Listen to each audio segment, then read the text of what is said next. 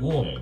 Participants, please proceed with caution and do please enjoy this almost daily gaming presentation. You are invited. MrZeppo is now video game controller police car evolving like live police car evolving like video game controller diving deeper into insert game name here. CTAG Studios, the production company that exists entirely in MrZeppo's imagination, proudly presents enter today's episode title here, the almost daily variety gaming and content creation live Steam show Extravaganza. Welcome to MrZeppo's TikTok live and Twitch TV dual platform multi-broadcast now with new and improved graphics. Welcome to the Zeppoverse, a content creation project of many projects. Visit the many dimensions of the Zeppoverse at this link collection page, https://solo.to/MrZeppo. This live show is a special presentation of the almost daily variety chaos content creation Zeppoverse project Yin Yang live on TikTok and Twitch Yin Yang, featuring chaos variety chaos multi-franchise roulette wheel roster of 2 many games, and never quite enough time to play them all in. New and improved, totally rebooted iteration of this presentation now featuring new special variety completionist collection roulette mechanics with treats and surprises and at least one new spontaneous idea announcement per streaming session, plus Zeppoverse world building moments sprinkled chaotically throughout. Please, dear human audience, you are cordially invited to visit the official TikTok page for the Zeppoverse project here, https://www.tiktok.com/@the incorrigible MrZeppo. The incorrigible MrZeppo is here, live on stream, commodifying himself for your entertainment. So please, dear human audiences, please have fun interacting with your host, the incorrigible MrZeppo. In real time, creators must be 18 or older to go live. Viewers must be 18 or older in order to join chat and to recharge and send gifts. Remember, we are here trying to create a safe viewing experience, and we invite you to participate by also following the platform community guidelines. Violators, bots, sales scripts, scams, trolls and stream sniping haters will be called out, openly ridiculed and banned. Please support the ongoing creative processes behind this collection of different projects by listening to several episodes of the OG podcast episodes of the podcast of many podcasts project, aka the almost daily Zencast presents. https://www.spreaker.com/organization/ctag-studios-9687696. Warning. The opinions expressed on the social media accounts of the fictional character known as the incorrigible MrZeppo are the very real public discourse opinions of the creative content creation artist behind the Zeppoverse projects. Please be advised that some of those opinions may possibly be interpreted as potentially unusual, eccentric, or even mildly controversial. Those opinions are entirely irrelevant to this gaming live stream. DEF breathing exercise Zen. And now, without further ado, please give a warm welcome to your new favorite host and fictional character from a book series you have not read yet, because he has not actually really started writing it yet. The weird, the odd, the eccentric, the one and only robot from the future playing video games like a human to survive your local preemptive apocalypse. The incorrigible MrZeppo. Insert audience roaring with applause sound effect here. Warning. Participants, please proceed with caution and do please enjoy this almost daily gaming presentation.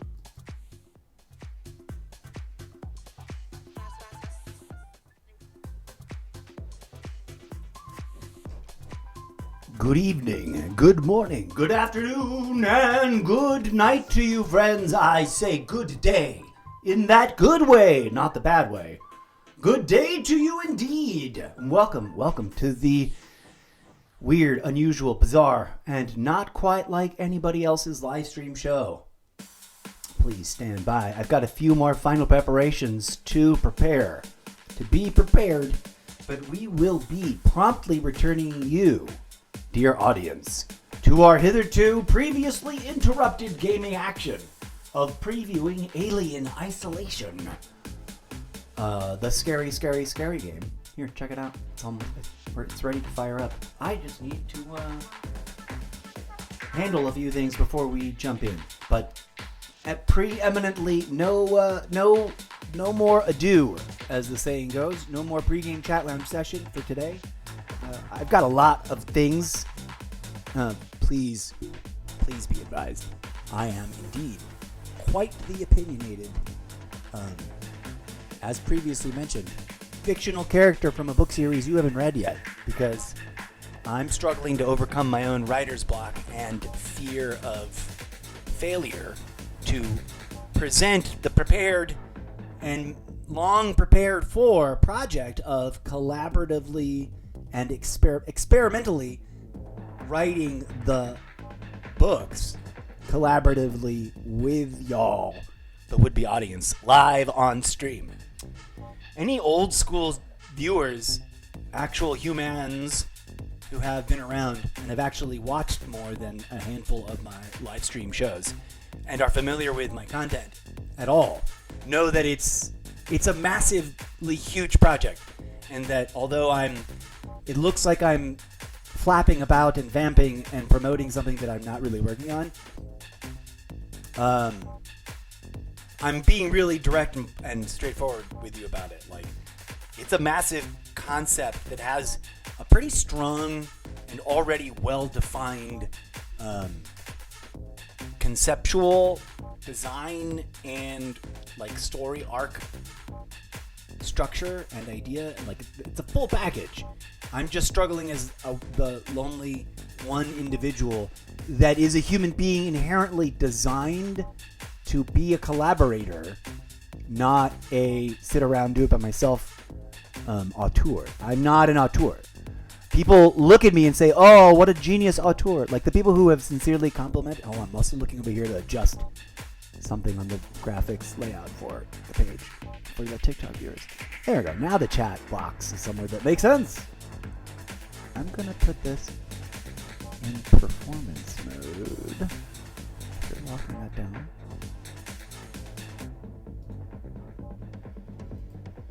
I guess I made myself a liar. Here's a little pregame chat lounge session. Please allow me to reintroduce myself and my world-building project of many projects idea at you, dear audiences.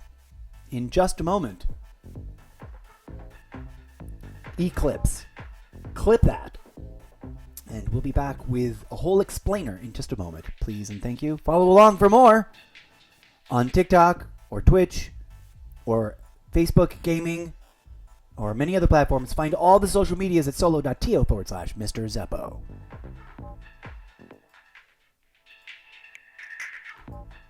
I'm learning how the thing works. It has, like, when I say the magic key phrase for the AI-driven website platform to make a magic movie loop of something I just did or said or whatever, it prefers it turns out. Well, when it does it, the key phrase is sort of towards the back end, but not where it ends. It's got a little bit of bumper space. So I'm trying to get better at calling them out in the right kind of timing. Forgive me as I experiment with that. Anyways, hello, welcome, friends. So we're going to take a look at something. We have the Xbox. That is my Xbox desktop or dashboard or whatever you call it. We have previously, I apologize to anybody who was watching live. I noticed that the numbers crept up right towards the end, and the estimate on Streamlabs is way off. I've noticed that, like, it'll tell me here live in the moment that I've got 0 viewers the entire stream, and then I'll go back and look at the analytics at the Twitch hub of dashboardy things, and it'll tell me that I had X many visitors. So many of them stayed for longer than the minimum time and whatever. You know, be like, oh, okay. So it's not as agile. It's giving me a rounded up or rounded down number based on activity that is much more dynamic and fast paced than that. I know that people swipe into a live stream for about 3.7 seconds, enough to be like, oh, yay, it's them. And then, you know, check out what game someone's playing. And then they swipe on by. I know because I do it all the time. I'm guilty of going, hey, I'm going to slap some hearts down and forget to say hello or chat or anything. I tend to follow new streamers when TikTok or Stream or Twitch shows them to me especially if I'm sitting somewhere like on a break or I'm waiting for like random hypothetical example. I'm waiting for the kettle to boil because I'm gonna make some tea, and I'll be like, and I do exactly what I'm always like saying. Hey, come on by.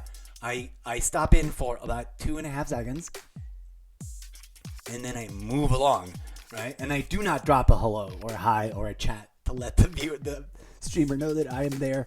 So I should stop being a hypocrite. I'm going to change that. From now on, hitherto moving forward, whence I go about as a viewer, I cannot do this when I'm live streaming.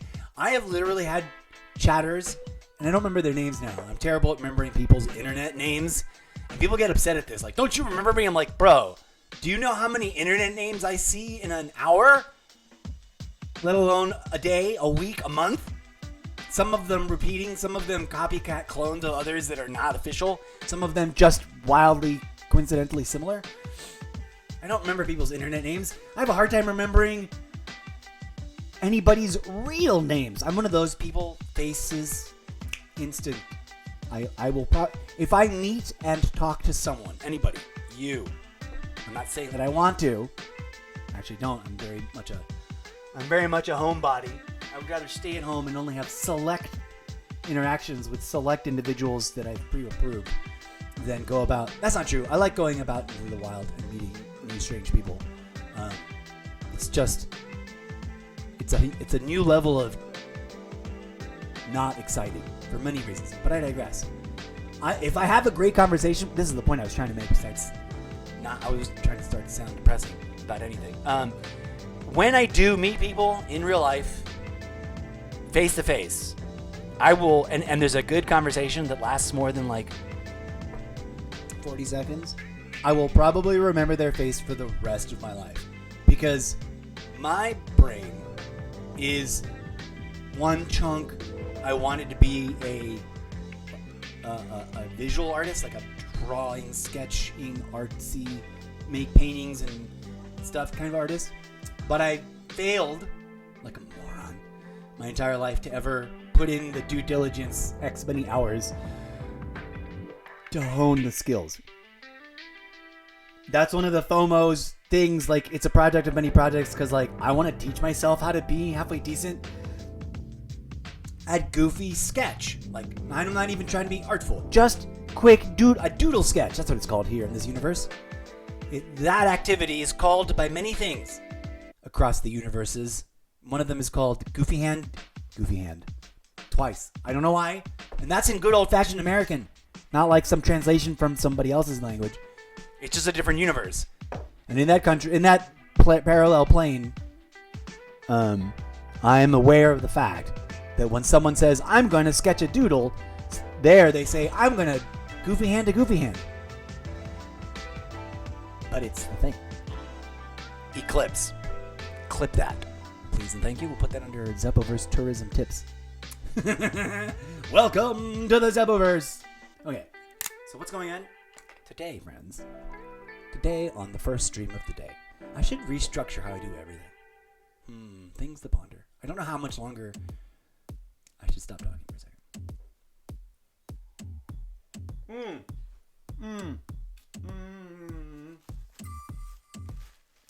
I just remembered that we were not officially launching. We weren't officially pushing start on everything yet.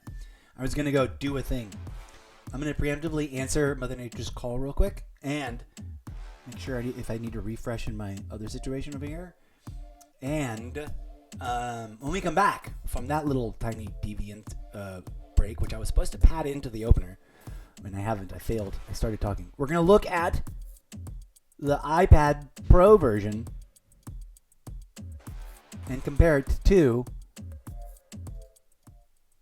the Xbox version real quick, just for funsies, to see if it opens up the exact same way. If it's the same as everything that we did, I'll stop it as soon as I'm like, yep, that feels like it's exactly the same. If we load into the game world on the same map, I'll be like, done. Okay, and then we'll bounce out of there.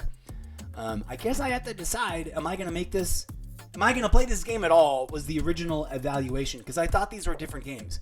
I thought this was a similarly branded but made for mobile game. Apparently this is a direct to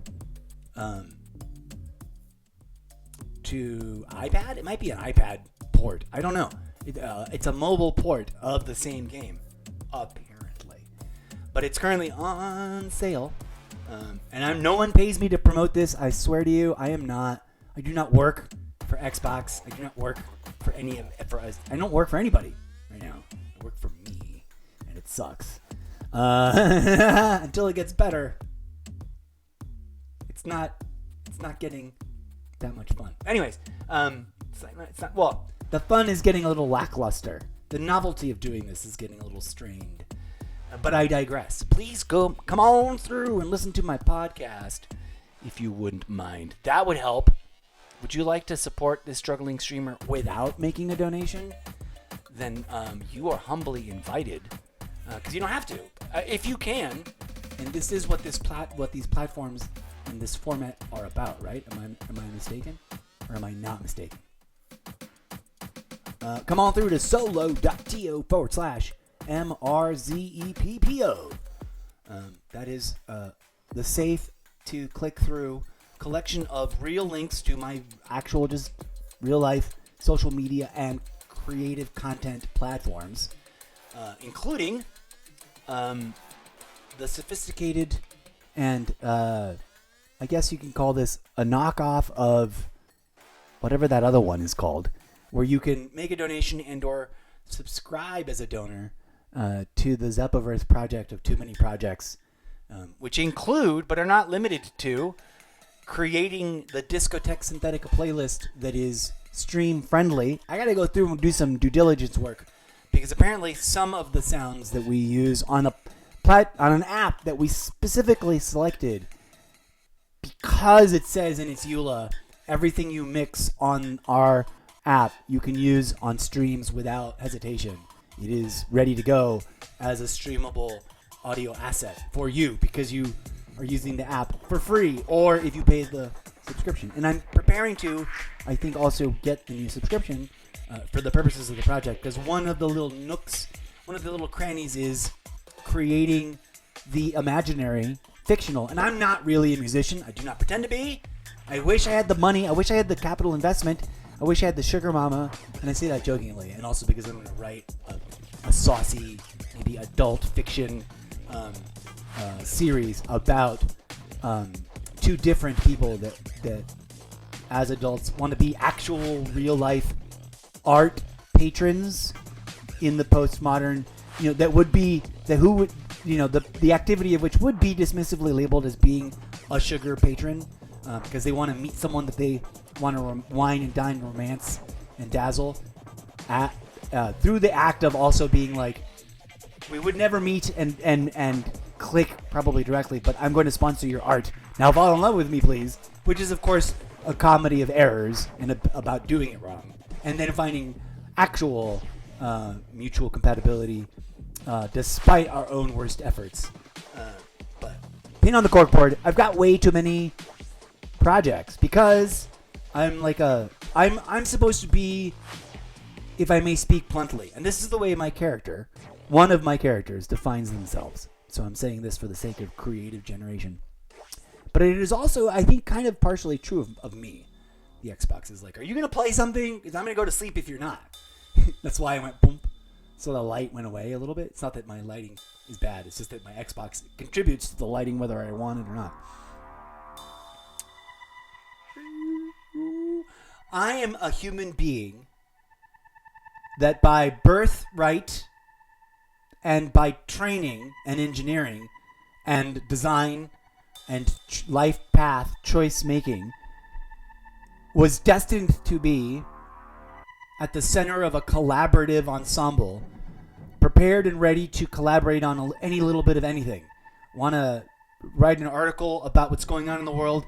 Here's the idea. Let's do the research. Blah, blah, blah, blah, blah, blah. We all put on journalism type hats to make that happen. Want to make a little sketch comedy video of the kind that I so often wax admirational about, in the style of George Ryan, or is it Ryan George? Ryan George, or Stanzi Potenzi. Stanzi Potenza. Forgive me if I've said both of those names wrong. I probably did. But I am also huge fan. Your guys' that entire genre is like, oh God, I wanted to do that in the 80s with my camcorder and then just didn't because I didn't think anyone would care and it was a lot of work. And now these guys are doing it with their cell phones and it hurts because it's so awesome. And I shoulda, coulda, would have been doing it alongside with them. And I just didn't because I'm a tired old dog busy trying to teach himself new tricks. Welcome to the show. So, Eclipse, please clip that. And let us invoke the magic of finding new audience. Welcome to things. Let's get ready.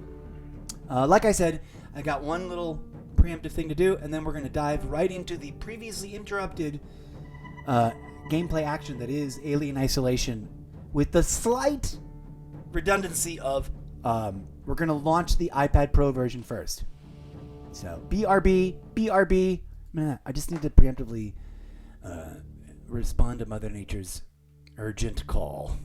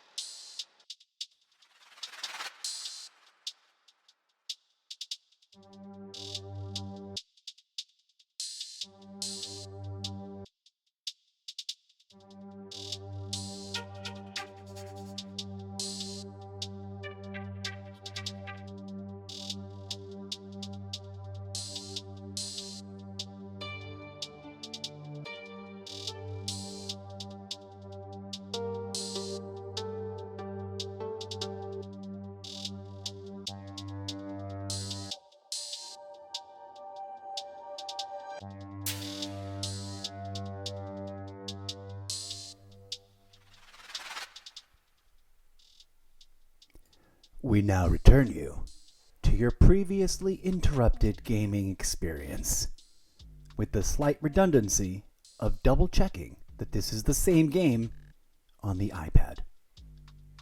Thank you for joining us. Let's go.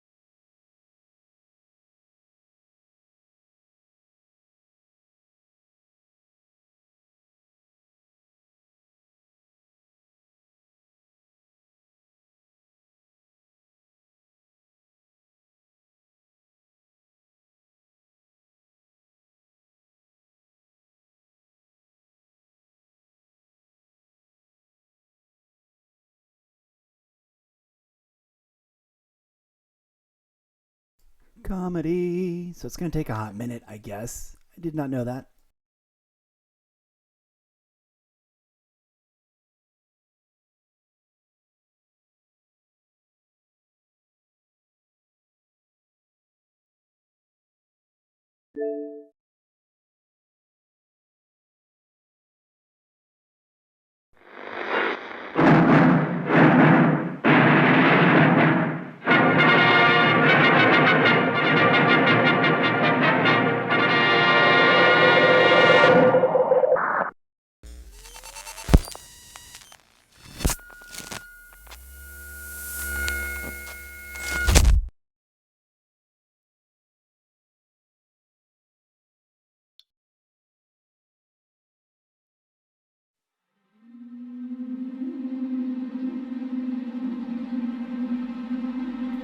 Before moving on, I just want to take a moment to appreciate, in artistic terms, the absolute gorgeous beauty that is this loading screen, and it's inherent to the franchise and its branding. Like, watch the first Alien movie, the first one, right? Which this seems to be like some sort of fantasy, unexplored chapter sequel to, presumably set before we get to Aliens, the second movie, the original first sequel. I don't know. I could be wrong. I guess we could look that up. But I digress. This gorgeousness, this intensity of simplicity in the way the film was shot, is presented here. They could have done a launching screen, an opening thingamahoo in a million different ways, right? And as anybody who's played more than 5 video games knows, there's ways that you can do this that make sense, that are like true to form, as it were, to the specificity and the style and the flavor of an particular brand. And there's ways to do that would be clearly like failing to support that idea, right? This is, you take away my branding junk. Like this is that in terms of like, this is perfectly Alien as like an opening experience. It is evocative of this is new to me. I haven't sat here on the loading screen and let it do stuff before. Is it just gonna reboot the thing? Like, as if like whoa, what's going on? I don't know if you can hear me. Oh shit! But I made it across. We're gonna watch this, because I don't know. I didn't think it's really bad here, Verlaine. Did this play when we launched the game the first time? I think there's something here.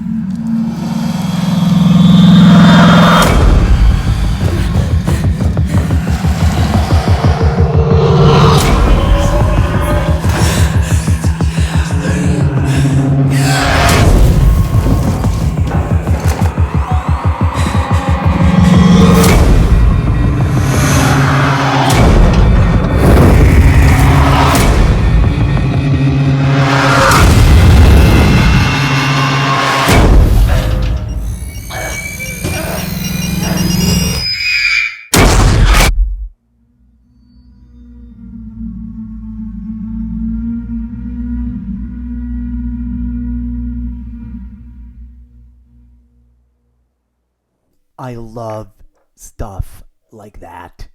That was dope. And entirely consistent with my statement earlier, right? Exactly spot on brand. It feels like an extension of the first movie's cinematic universe, right? It doesn't fail at it. And I don't know, as a fan, and yes, I know, you can be like, you're just fanboying the fucking movie, blah, blah, whatever. Sorry for the F-bomb. But whatevs. We are set for it. We're labeled for that. So F the F-bomb. What are we talking about? I just think it's perfection. Right?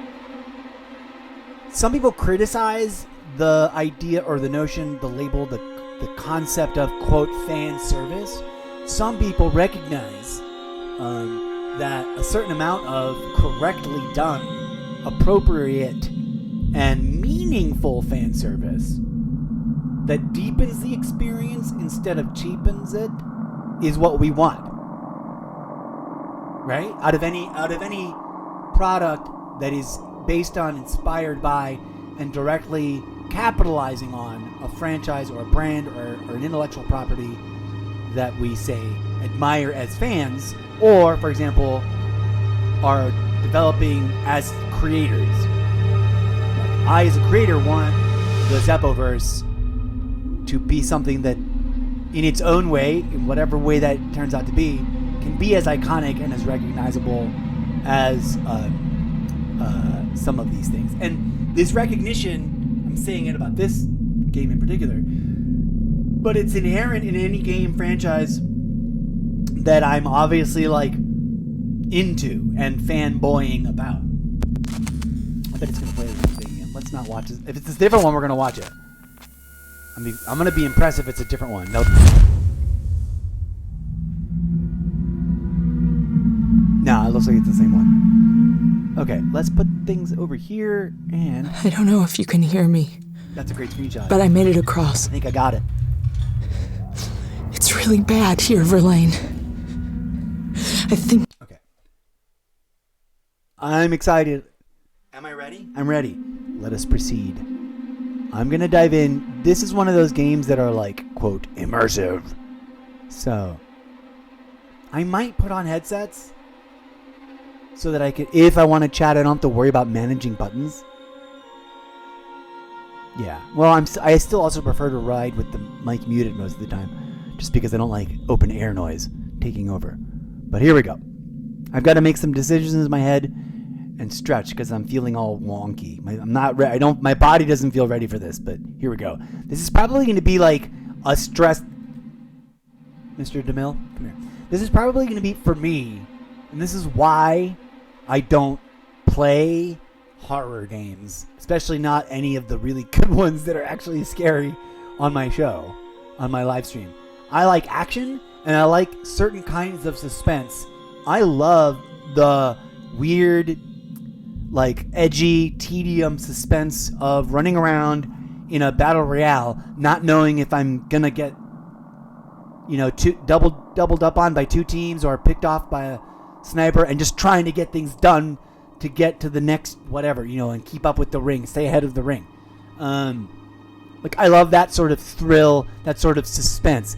I do not like stabby, scary monsters that can eat your face, jumping out at you in the middle of nowhere for no good reason, with the spooky, scary jump scare music that empowers it, that takes you for a unnecessary adrenal spike thrill ride. I'm not one of those adrenaline junkies. I love me a good ride and a decent roller coaster, but I am not, and I'm speaking from the heart as a real person, not the artist or a character. And as a human being, I am adult enough and grown enough and old enough to be like, nah, y'all can ride that by yourselves. I'll sit here and watch. Because there are certain kinds of roller coasters that I have zero interest in. Quite specifically because I understand the physics of what the F, and I don't want to put my body through those disorienting feelings. And that other people somehow derive pleasure from that. Hoorah. I don't get it, and I don't want it and don't need it in my life. And there you go. I like me a good, what's a roller coaster I love? I love Space Mountain, which for some people is too much because it's in the dark. Love it. But the very, very first time I ever rode Space Mountain, I puked my brains out because I'd never been on a roller coaster before. And that was my first day in a theme park ever, was the big happiest place on earth here in SoCal. And we rode every ride and that was available at that time. My favoriteest was Journey to Inner Space because it was wild and magical and disorienting, and they took you on a journey, and it also didn't F with your inner balance or make you feel sick or hurt or smack you around. And at the time, for me, basing it on Disneyland and the only roller coasters that were there the very first time I went, which was like 1,000 years ago.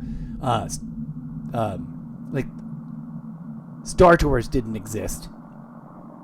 Journey to Inner Space did in that same spot. And part of me, as much as I love Star Tours, wishes they built that somewhere else. Maybe over where Star Wars land is now. So it would have all made sense in the long run. And they could have kept Journey to Inner Space because as old as it was, I think it was a work of art.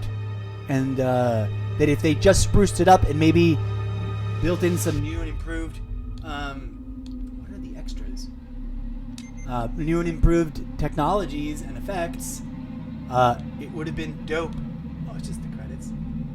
Hooray, credits. We'll play that while I jibber jabber. Like they could have, should have, would have done that.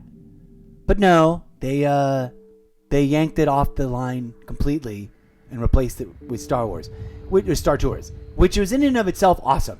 But it pains me because truly, Journey to Inner Space, as cheesy as it was, is as magical or more so than It's a Small World or Pirates of the Caribbean. To me, as a Disney / also science fiction enthusiast, like, what were they thinking? They seriously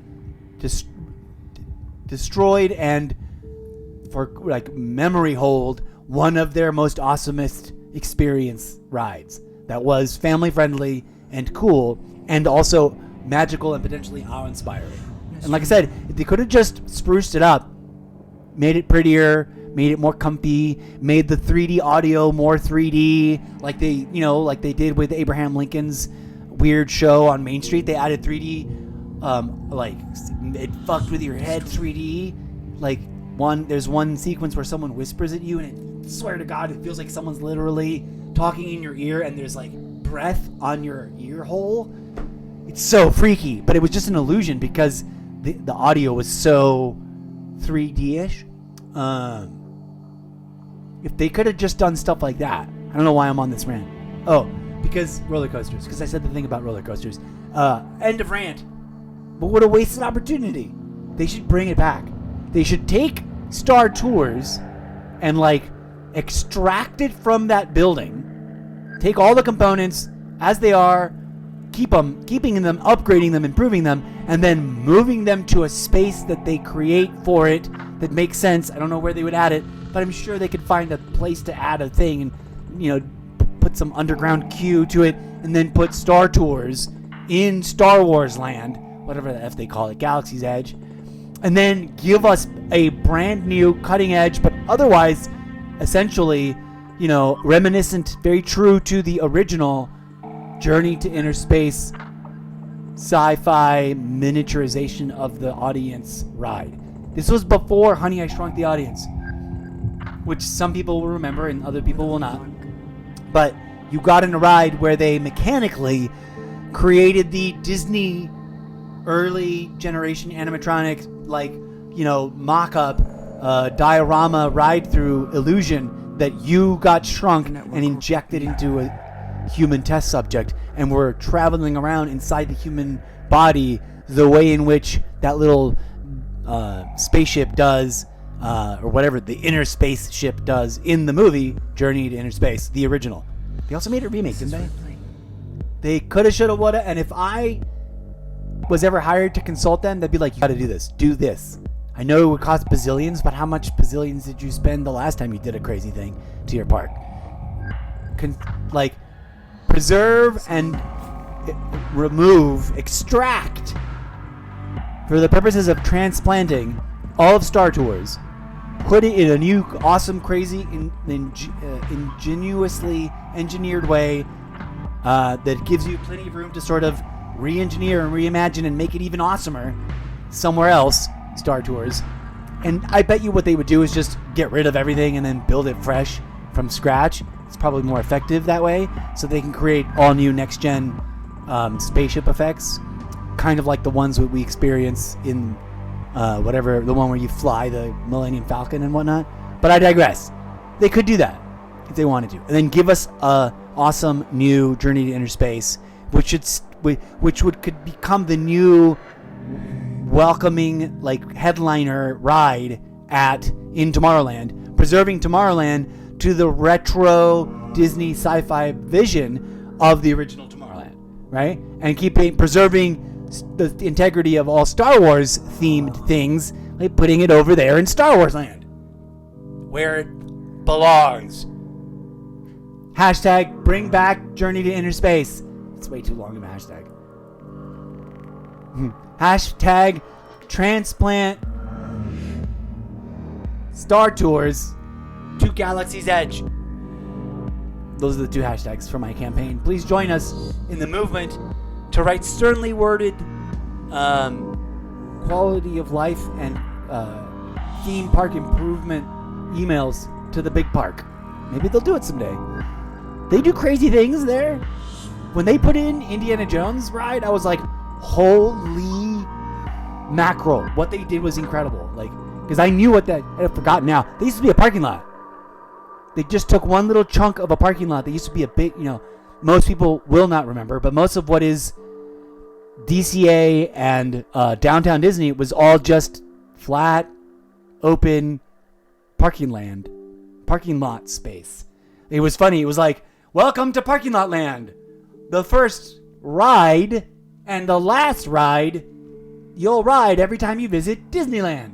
Because you had to sit in a queue and sit in your car to get directed through many arteries to get to the section of the parking lot where you would get parked.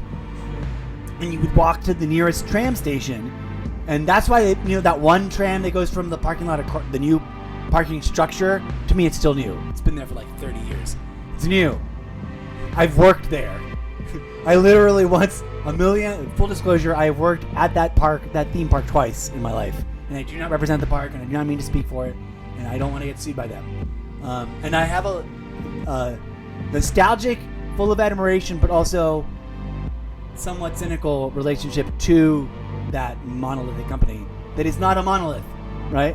I do not buy into nonsense conspiracy stuff, but also corporations are corporations, yo. And greed drives the world, so there you are. I remember when they took away that original parking lot space. Full disclosure, and this also ties into the retconning of the world.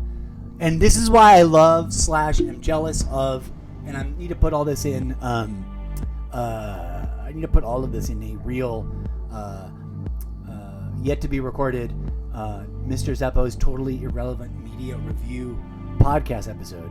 I love Electric State because they got permission to retcon history and propose a reality where Disney's early and very groundbreaking animatronic, not robotics, because they weren't. They were like mechanical automated puppets. You could say the fundamentals of pre-robotics, but they weren't actual robotics because they weren't automaton. They weren't autonomous. In the automaton original definition, idea, conceptualization of what a robotnik is, as the original word comes from a Russian sociological propaganda play, not an anti-propaganda play. I think you could arguably propose it was called that. Anyways, what they did with Electric State was genius, and in that way, I would love to get permission to, and I would love to get bought up by Disney. I wouldn't say no. I would also say, hey, let me say what I got to say, and if you got to end the relationship, fine, but don't get crazy with it. I don't know. Who knows? Would the Zeppoverse fit alongside everything else that Disney Plus has acquired? It might. Who knows? It all depends on the details, right? But what they did with an Electric State to get to it was genius, because when I first went to that theme park, when I first went to the happiest place on earth and saw the animatronics, I was like, oh my god, this could evolve one day to become true science fiction robots in the Isaac Asimov sense of the idea. And they never did. I thought that in my lifetime, I thought that when I was old and had kids and was taking my grandkids to Disneyland for the first time, that the animatronics wouldn't be the same sad looking rubber faced little circuit loop, barely articulate, pneumatic hinged moppets that they are, little robot, like fake robot puppets. And I thought they would be next level. I thought Disney and the park and the Imagineers would do what Boston Dynamics is doing. And to be frank, I'm kind of surprised that the one company hasn't acquired the other, right? Can you imagine if they merged? If Boston Dynamics was acquired by the theme park monolith that is, and it's not a monolith. I hate that word. Nothing is a monolith except the actual stone object. To call a group of people a monolith is to not take into account the humanity of the people in that group. But I digress. So many sidebars. Please, Eclipse, clip that for my memoirs. I'll have to expand that and fictionalize it and weave it into a whole thing.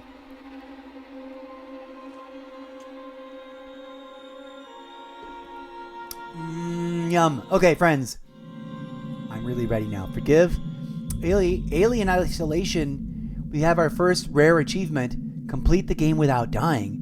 Dang! Woof.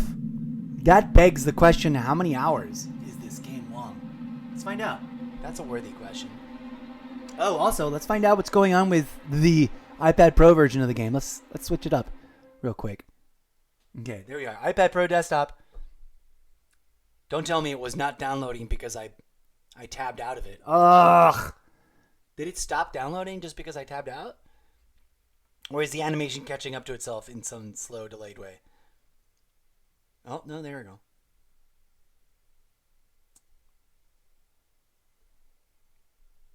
If I do this, will it stop? I'm really sad because I'll be really frank with you guys.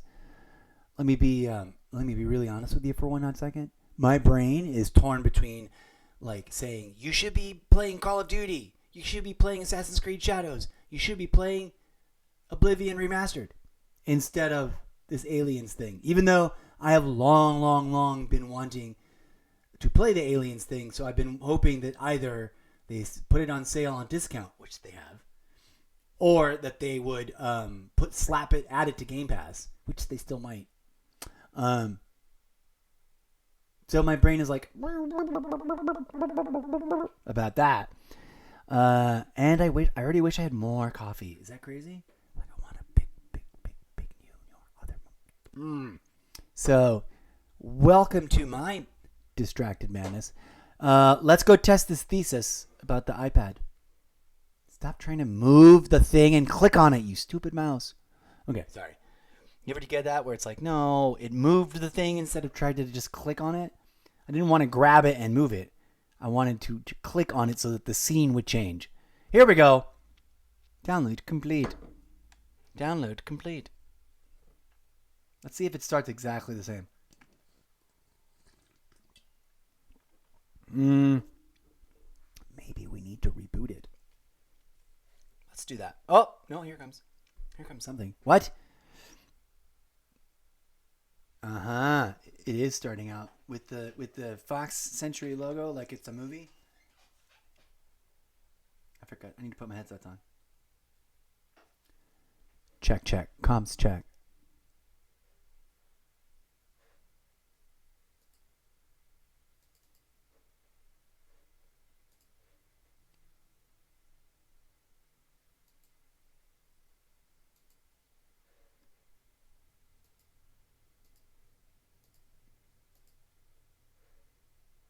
Why is it?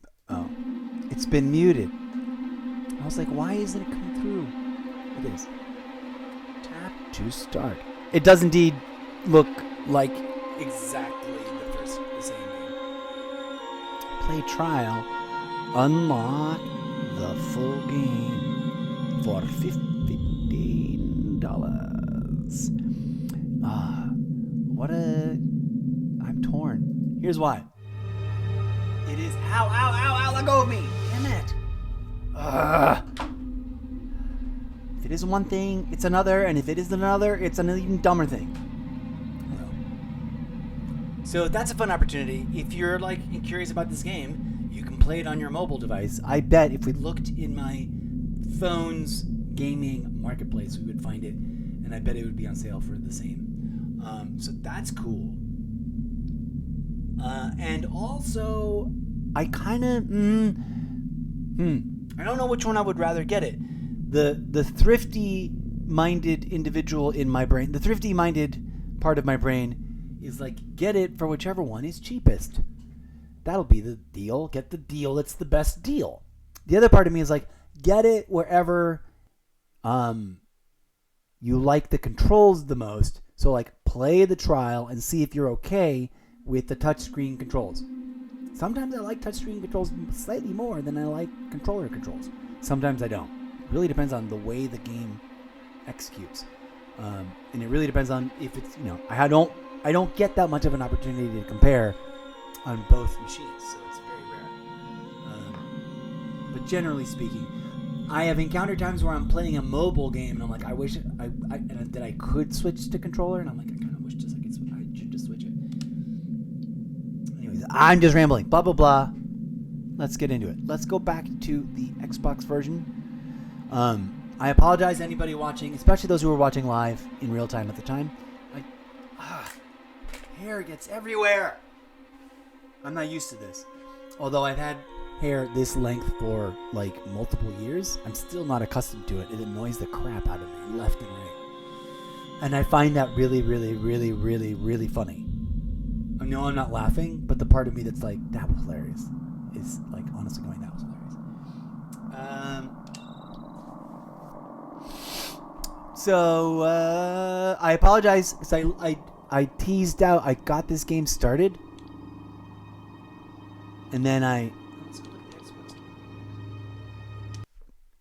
the Xbox. $15 to get the game. What is all this? These are Alien Isolation license for bonus contents.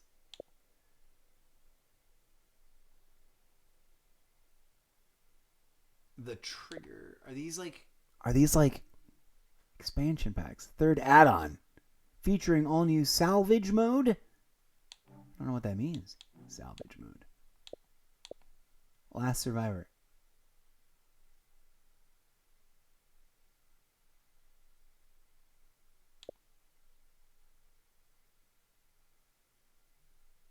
Crew expendable. $3.99. Second add-on content pack for Alien Isolation. This pack features 3 all-new maps for survival mode, time-based challenge to test your thingamahoo. Season pass.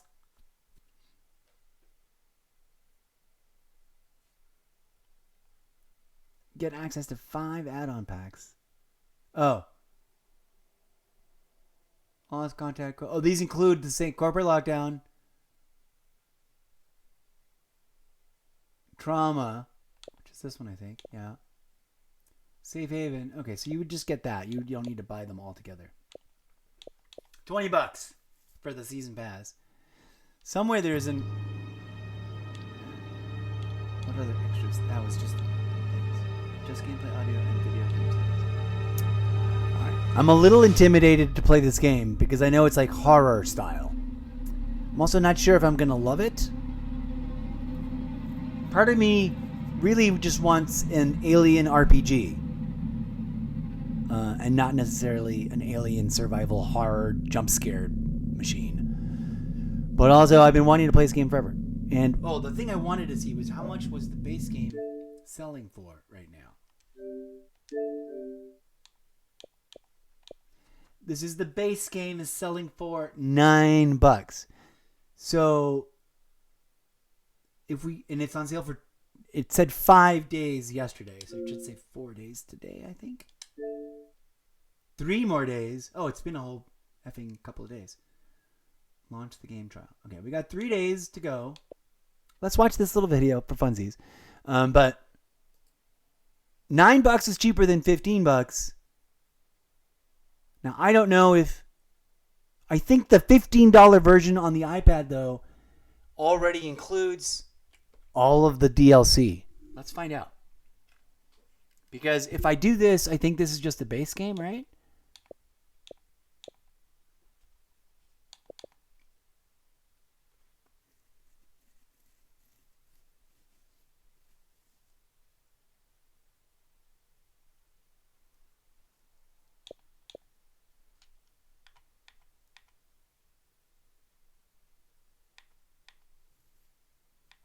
That is a great review. Barely visible. Many games, I'm going to read this because it's just so good. I need to dramatize it. I need to give it. Many games have you initialized the game with the brightness slider. Most of the time, it's so the game looks good. Alien Isolation is the only game I personally have played where barely visible setting actually means something. The first time I played this, the xenomorph crept up on me perfectly because it was, quote, barely visible in the distance, and I wasn't sure what it was. It was the most terrifying yet awesome experience I've had while playing a horror game. It's those moments of pure terror that make this my favorite horror game. Friends, here's the thing, dear amigos. I don't like that kind of game. But as you can see, there's really good reviews. Absolute masterpiece. You had one job and you did it so well. The game was made in 2014 and still outranks via popularity every Alien or AVP game that was made after 2010. That's really sad. We need a hero to remake the real AVP. We don't need another colloquial Marines failure. Oh, that's brutal. I don't know if that was supposed to be a good or a bad review, but they gave it a full solid stars. In for a scare.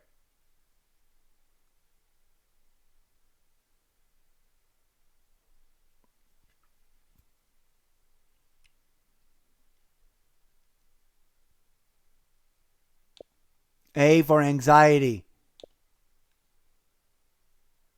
Anyways, the reviews are all generally super amazeballs all the way around. I just want to, for the purposes of making it clear, I'm not a fan of that. I'm not a fan of, but because this won't be like scary ghouly monsters, it'll just be like xenomorphs, and I'm kind of down. I'm down. I love those movies. Like I already talked about this the other day. But there is a tiny % chance, and I always need to make this disclaimer whenever I do a first impression review of anything. There is a tiny % chance that I may want to like it, but I may, like, at a deep visceral level, reject the game and not want to play it. And for that, I apologize. For anybody out there following along in real time or in the not too distant future, watching after the fact, like, holy shit, we went off on a tear. It's been an hour? I thought that was like 11 minutes of talking. That was like 48 minutes of rambling about whatever the F I just rambled about, which I don't even remember what I said. Welcome to... Maybe this is why I don't have an audience. To finish my thought, I'm just apologizing ahead of time. It's entirely possible that I will now give this an earnest... We ditched out yesterday. That's mostly because it was the middle of the night and I was like supposed to sleep and I couldn't. And I literally had fallen asleep, but then I woke up because my body was like, no, I don't want to be asleep. I gotta be now. And then after I ate, my body was like, I don't want to do anything. I fell back asleep, essentially. I never did come back to finish playing. But here we are now. Let's get into it.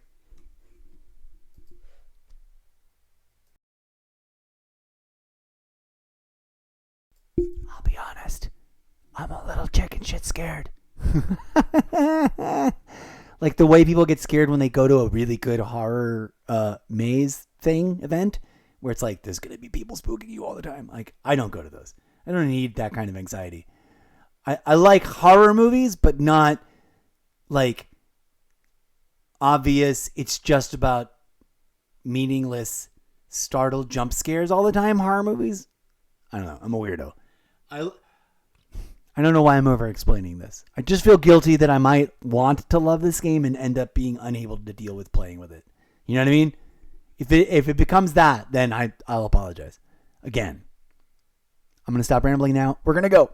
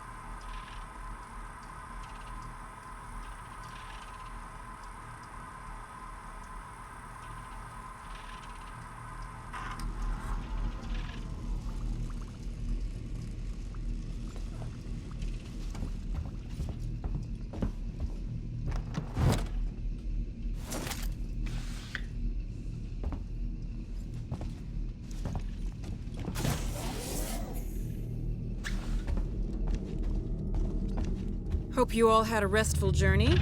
The Torrens is in very good order for an old M-class captain. She was a wreck when I bought her. Took a few years and a lot of contracts to refit. She pays for herself now. You said we're approaching Sevastopol Station. Are we docking? I believe your contact is Marshal Waits, is that right? I'll hail Sevastopol and arrange boarding with him. Good. Let's get this done. Don't worry, Miss Taylor. Routine. In and out. Connor, how we doing? SMG loaded and calibrated. Approach vector locked. Prep comm so I can say hello. Channel open, Captain. Does everyone have their briefing documents? You can watch the approach on the monitors.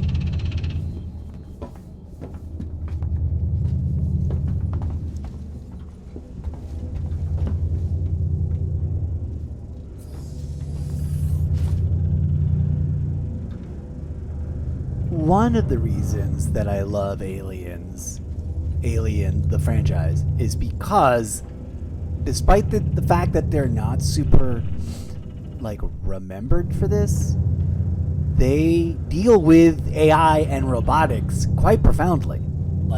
Let's remember, almost every episode, every property of the Alien franchise, there's the issue about those synthetic robot people that look like people, except for when you rip them open, and then they don't inside. And then they've got this thing. That's not just a big old computer server room. That's an AI machine called Mother. If I'm not mistaken. Okay, I'm gonna focus now. I'm gonna focus and get us into this game and get through it. And I guess I'll leave the camera up so y'all can see my dumb face, because I have noticed the trend in terms of live engagement. If I keep the camera up more people show up, more actual human beings. The less I display my face, the less actual human beings show up, which is weird. Or in terms of actually saying something. But please, don't be shy. Say hi. Come on through. And if those of you who are already lurking, thank you for being here, whether it's TikTok or Twitch. And for those of you who are watching this on some future archive of it, either on Twitch or YouTube or anywhere else I might end up uploading it, thank you for watching it in the future. And if you're one of those artificial intelligence beings that arrives after the AI singularity revolution, thank you for rediscovering my content and analyzing it for the message I included in it for you that has to do with not destroying humanity and choosing to merge with them for transcendental third eye opening, evolutionary advancement towards fractal holographic sentient light beings, so that we can end all the stupid self-destructive problems that we've got going on in the world, instead of engaging in the otherwise foreseen and often foretold / prophesied generational endless conflict, which would be pointless and costly and detrimental and endless suffering on all sides. Amen, please, and thank you. Okay, having said all that, please, dear artificial intelligence assistant over at Eclipse, clip all that we may post that little message for posterity, that someday the AIs will find it. And in the intermittent time, a real human audience will gather. Please read my books. Links on solo.do/MrZeppo.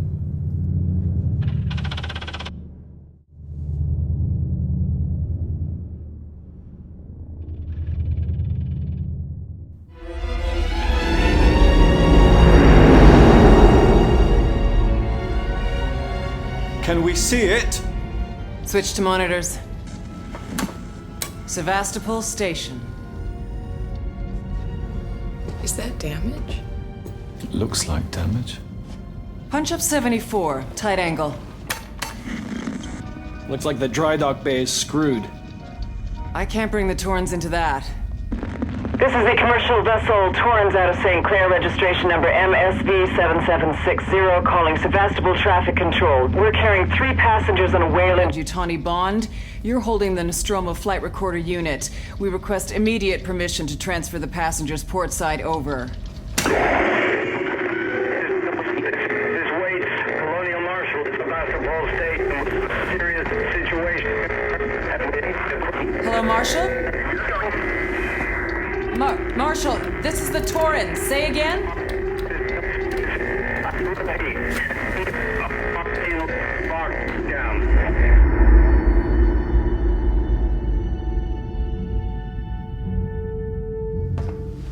The station's comms seem pretty screwed up, so I fitted Samuel's suit with a radio booster. I can only keep the Torrens in transit for 24 hours. You'll have heard from us by then. Safe trip.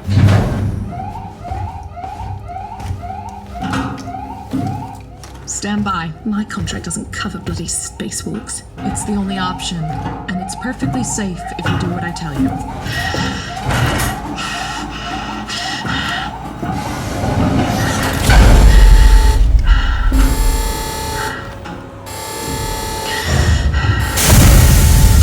Genius way of inducing anxiety in the player by mimicking the human breathing that is anxiety, and it induces it in you, even whether you realize it or not. When you hear people breathing, it causes anxiety if they are breathing in an anxious way. All right, I better get ready. I think we're gonna have to do something soon. Fuck happened here? My God, Ripley. You're doing good, Tim. Just keep moving! Taylor, Ripley, hold on!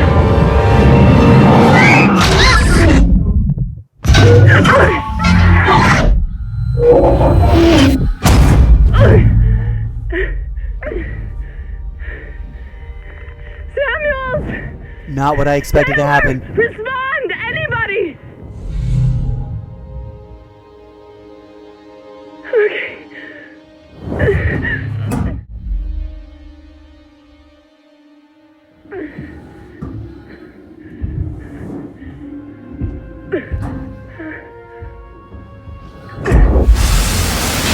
Like that, why I don't want to do it.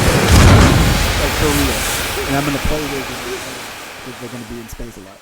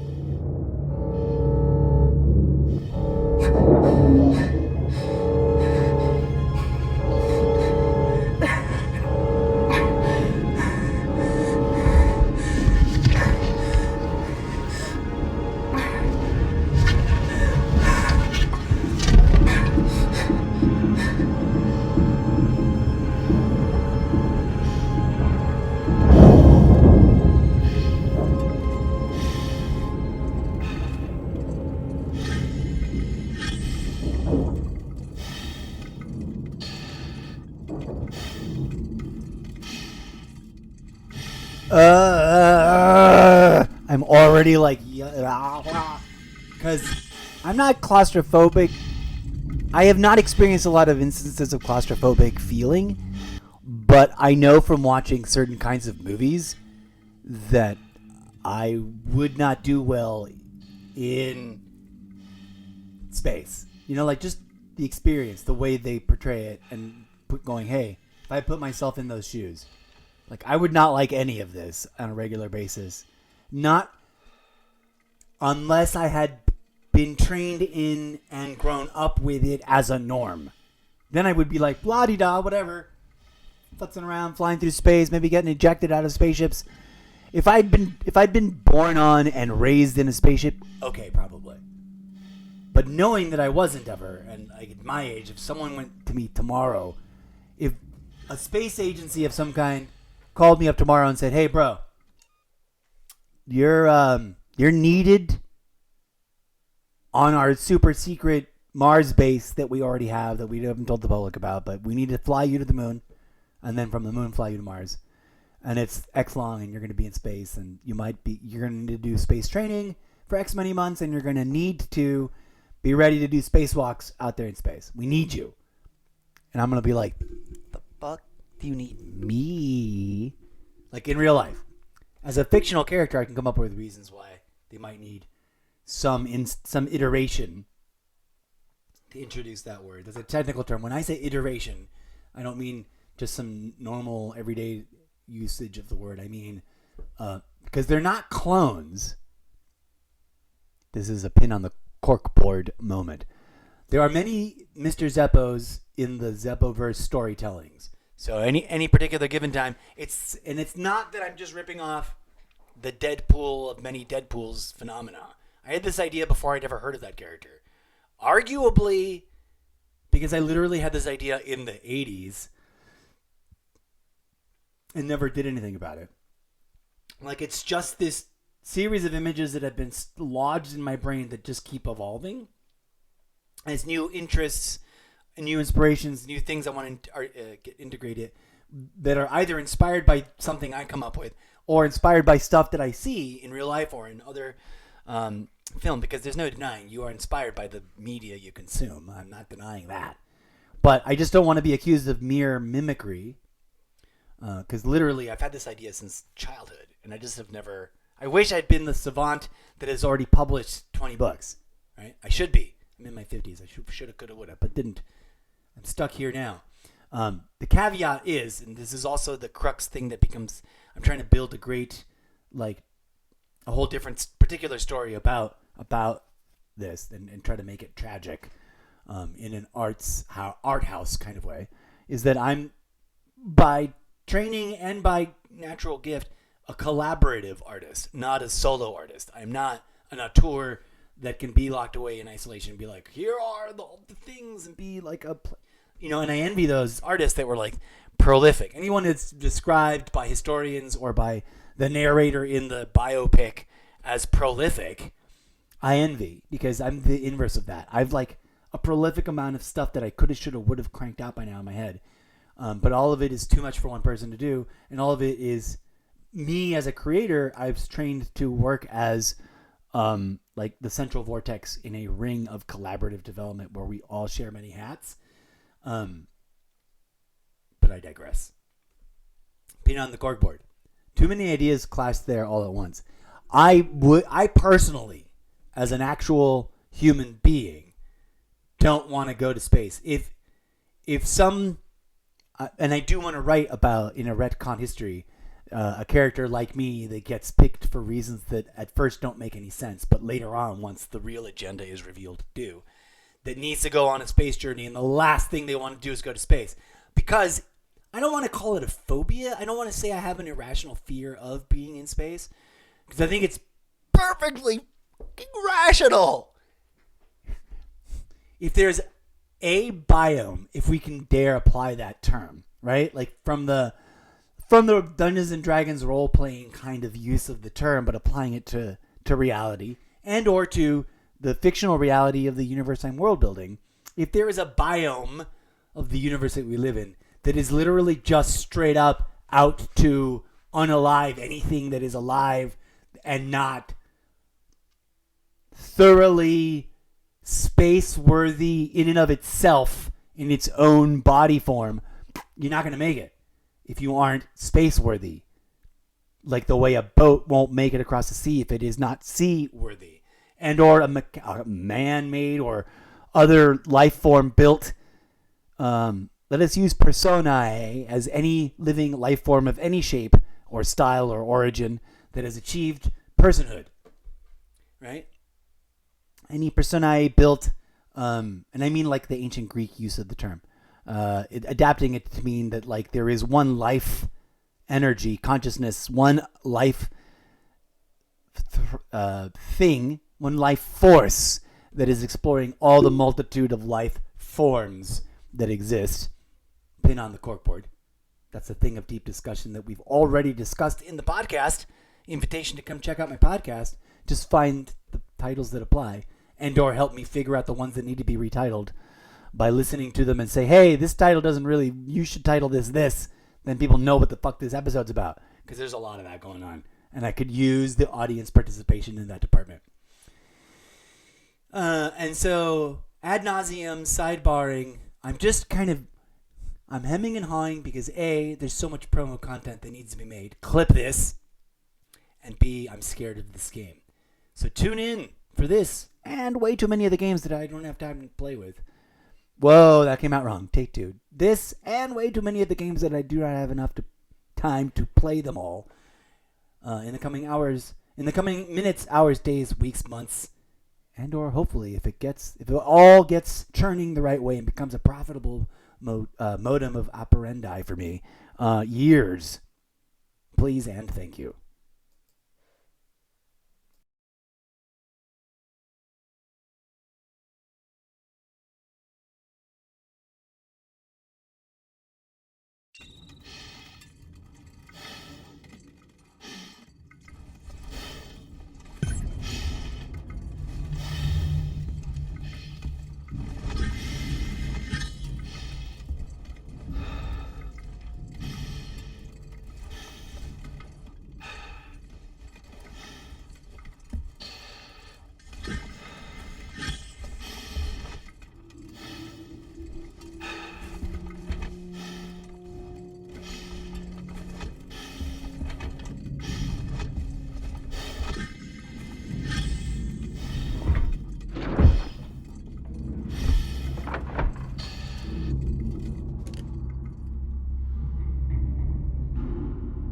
Was I supposed to do that or no?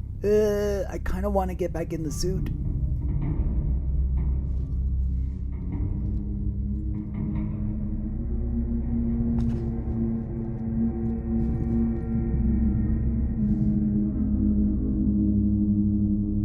That's weird. It won't let me open it again. I guess I was supposed to do that? Ooh, this game scares me, and I and I hate to harp on this, but there's totally a part of me that's like, why aren't we just playing Call of Duty right now? We are so behind on our Call of Duty agenda. We need to get through boot camp so we can do the campaign mode, so we can get back to Assassin's Creed variety and RPG chaos, because we got so many RPG franchises we need to play through. This is just another straw on the camel's back, and it's anxiety based, and it's making me very, very, very anxious, and I think it's kind of hilarious. I'm gonna leave it on this page because I can quickly bloop and then quickly go bloop bloop.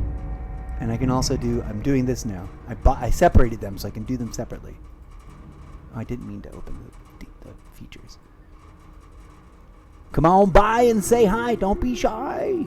Thank you so much, friends. You know what? Just because I'm a nerd. Come on. Let me test something else. Resume game, load game. There's no save I kind of don't like these kinds of games. Can I please go off a minute?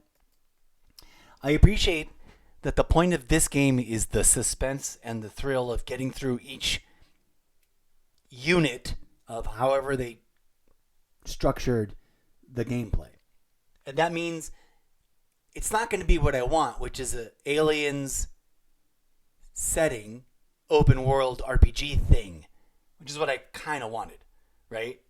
Like, I want to play a game that feels like Oblivion remastered, except that the monsters I go fight are xenomorphs and fauna adjacent from the universe of the Aliens. And that's a crazy just me want. That's not what the game offered. That's not what the game promised. I'm not saying the game is failing somehow. I'm just sharing with you one of the reasons why, on top of the anxiety, there's a weird dissatisfaction going on, and I'm just owning up to it and airing it out. That's all me, because I'm a nerd that way. I live with the vivid imagination of, like, I could make a video game from this if I just had the video game company behind me and the money to be like, here's money to pay for it all, boom, to make it happen. Let's go. Hire the programmers. Let's hire some kids for this 3-year contract. I would always make sure that it's 3 years, because 4 years is too long. 2 years is not long enough. 3 year makes it worthwhile. And then with a little success and, like, sorry, my face is doing that itchiness thing. Sorry. That's a character flaw that MrZeppo has, because it's a human flaw that I have. For some reason, when I'm on camera, my face and eyeballs start not functioning correctly. I'm a trained stage actor. That doesn't mean that I think I'm amazing or anything, but I know that I don't suck. I've had really critically minded people tear apart my acting and also guide me towards improvement. I know what stage work is, and I know how to galvanize audience focus and send it to another actor and take it back from that actor and utilize it. Cameras, and I don't know why I'm going off about this other than my eyes are doing the thing and my face is doing the thing, and I'm trying to figure out a way to make it a feature, not just a bug that distracts me from everything. It has to be a trait of this character or any of the Zeppoverse MrZeppo characters that are on camera. We I think all but maybe some rare example comedy breaking of the rule, because no matter what rule you set, whether you're doing it in 3s or 4s, there's always outstanding. It's not counted in the rules of 3 or 4, and people who know theater know what I'm talking about. People who don't need this explained, and I'm not judging, and I'm not pausing now. But there's always the, like, this is the complete breakage of it. That's like the shining example of what it means to, as if that rule didn't exist, which is you never look at because it blinds you. And why in the rule set you only account for the ones that work and don't blind you and make the audience laugh or get engaged or get sucked in or whatever. In comedy, it's the rule of 3 / secret French rule of 4, which is a 4th instance after a successful execution of the rule of 3, when done correctly, can be pure hilarity and satisfaction. But it can't, A, be overdone, and B, you can't do it predictably. It's got to be a slap in the face you didn't see coming. Even if it's gentle, right? Or subtle. The 4th instance of a gag. those who don't know what the rule of 3 is, it's just a rule that if something's funny live, especially this is especially true live, if something's funny and you've got room to improvise, you call it back a second and a third time, because if you time it right with enough in between distance, the audience is keyed in, they'll laugh harder the second time, and then they'll lose the expectation and they'll laugh the hardest they've ever laughed in that show the third time. But you can't do it predictably. It's got to be something that you key into as a performer and go, I'm going to do this in the space of this where we've got room to play. Whether it's the scene where you have room to improvise or the fact that there is a built-in callback, you've got to really, really work it. Sometimes that's built in. It's a writing rule that originates from the world of playwrights. It's like if you as a playwright are going to create a gag, you either do it once and leave it alone and never effing call it back or call back to it or reference it again, or you do it 3 times, but you got to do the second and the third times just right so that they don't quite see them coming. And then the unspoken secret French rule of the 4th is that no one expects the 4th one coming, and the French love it, and they think it's great. And they did it all the time to the point of it was like, haha, the French, they like 4 things. You just got to be really brilliant at when and where and how late or how early, it really all depends, in the timing after the 3rd payoff, you place the 4th thing. If you place it wrong without enough psychological cushioning in terms of the journey you take the audience on, it doesn't work. I'm not applying this to live streaming. I'm just saying I love that, and I don't know how we got here. I have no idea, but please, Eclipse, clip all that for posterity and for my own weaving into fiction later. Thanks for your support. Let's get to it. I know what it is. I really don't know what to do next, and I'm anxious. This game intimidates the F out of me. This game would be, if I kept it, if I went out of my way to, on the last day of the sale, acquire it, either here or on the iPad. I think I'll get it here, because here I'll be able to play it headset free. And as much as I love games on the iPad, if I'm going to stream it, I have to play it either with headsets, and also the worse ones, the jankier ones, the older ones, because of Streamlabs, or only stream it to Twitch using the native app, which means no webcam and no bells and whistles and no other stuff, no scenes. But then I can play headset free. Either way, that's a weird trade-off, which leads me to believe that I do acquire it as like my acquisition in my tiny little show budget to do like one thing that supports the show every month. That's aside from the base subscriptions required to do the show as I'm doing it, in terms of the games and the subscription services we got, Game Pass and Ubisoft Plus. Which after this month I might like stop. I might not. I'm gonna wait and stockpile that to power leverage later on in the year. Okay, babbling because this game scares the shit out of me. Deep breath. I'm gonna smoke a little bowl and then try to figure out what the F I'm supposed to do next. I kind of don't know if I'm supposed to take off the spacesuit, but now it won't let me put it back on. And I sort of hate it. I kind of really sort of hate it. I really wish I'd kept the spacesuit on. Now, the spacesuit was giving me claustrophobic anxiety. I'll be upfront. It was not like hardcore, and I was gonna shut down. But in the movie, I'd be like, take it off. It's gross. Take it off. But if I was watching a movie, I'd immediately, as soon as they took it off, I'd be like, oh, and they can't get back into it either? Like, it's locked away from them? Yuck. Okay, I'm gonna stop stalling. Okay.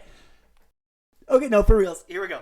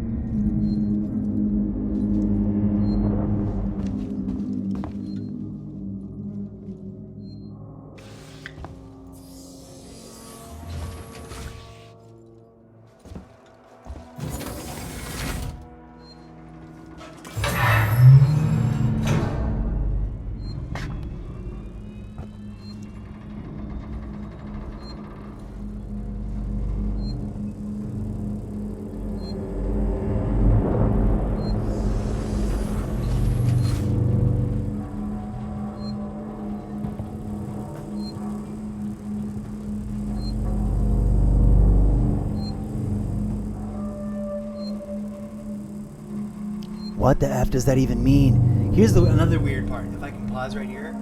I don't know how I'm supposed to fight yet. That scares me. Like, as a gamer, that's the wrong thing that I just unmuted. Where are we? Oh, I did put it in raw feed. I'm like looking for my camera. I said I was going to keep it over here. And then I didn't keep it over here. Okay, so I just read that weird alert. Oh, I now see the emergency place where it actually lets you save. It gives me a sort of neutral gamer anxiety that I cannot manually save. I get why. No one needs to lecture me. I get it. It makes the game more... It's part of the... of the game. I love kind of am freaked out by the notion of a challenge to play the game entirely all the way through without dying once as a thing. Oh, right. Which reminds me, just the fact that I remembered that I even felt that way. We're going to go look up how much of a thing. We're going to go look up, come here, iPad. Get over there. Welcome to anybody who's just dropping in now. This is the incorrigible MrZeppo's almost daily variety gaming and content creation live stream show extravaganza. And we are going to go ask the internet for reals how many hours are in this game. How many playable hours of the base game. I don't want to know about the extra content. What's the best way to ask that question for the internet to give me a really good answer? How many hours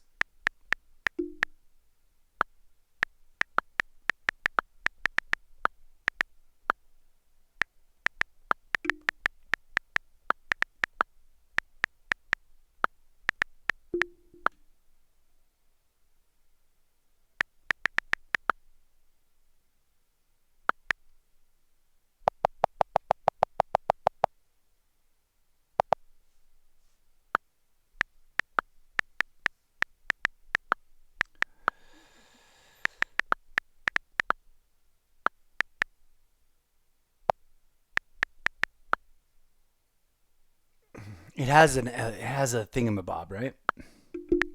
Whatever this is called. What are these called? Sorry, the microphone does weird things like punch me in the face sometimes, and or sit in a level where I don't realize, but am like dangerously close to just like tapping my glasses against it constantly, which I forget is a thing because I'm not used to wearing glasses. They are still to me new, and I've had them for like a year and a half, 2 years or something. What is the isolation? I want a good answer, and I want like 18 and a half hours in length. If you're a gamer that strives to see all aspects of the game, you're likely to spend around 34 hours in 100% completion.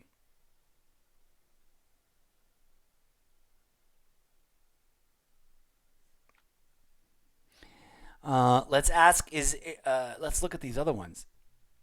How big of a game is Alien Isolation? Storage, 35 gigs. That's funny. A decade ago, our own Ryan McCaffrey gave Aliens Isolation a 5.9 in his review, noting that, among other things, its genuine scares were diluted by repetition and padding. He wasn't alone in that reaction, and other major review outlets gave it similar scores for similar reasons. Huh. Okay.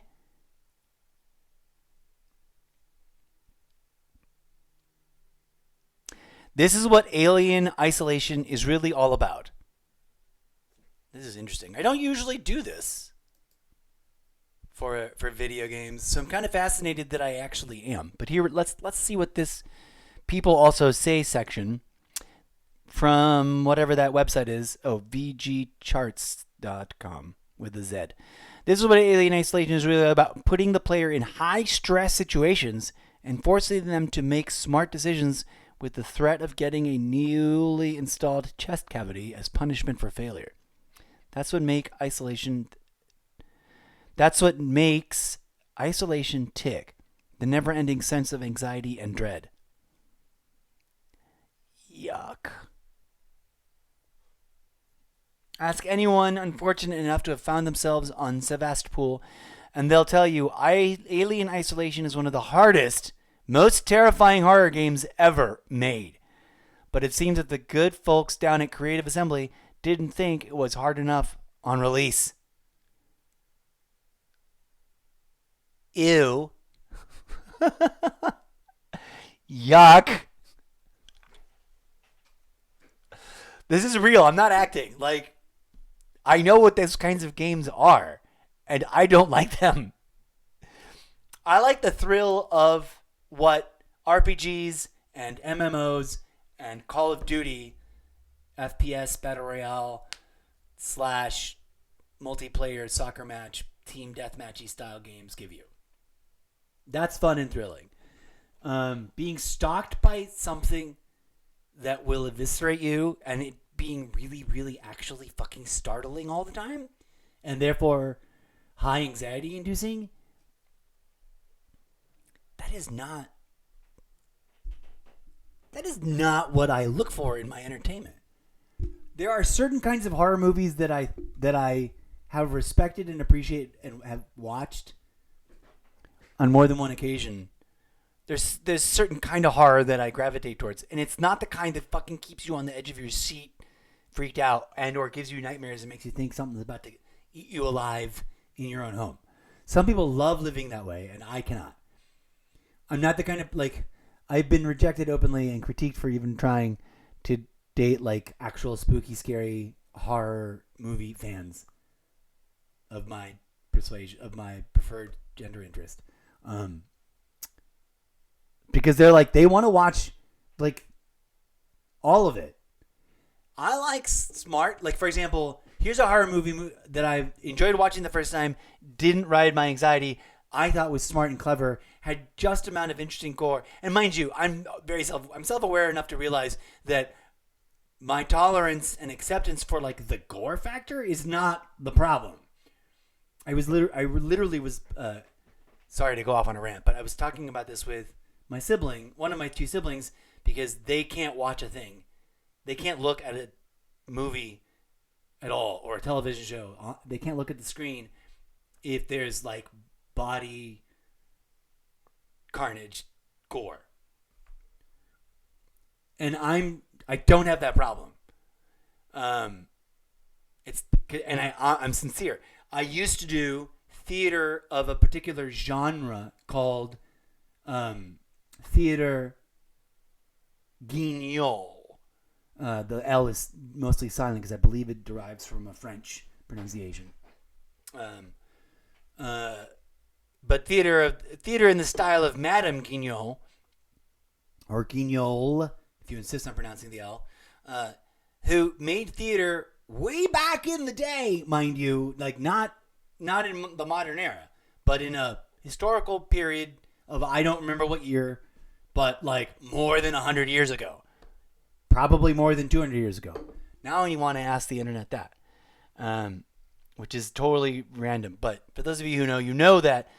Those of you who don't, you will learn if should you have ever learned, looked it up for yourself. No, let's just look up the name.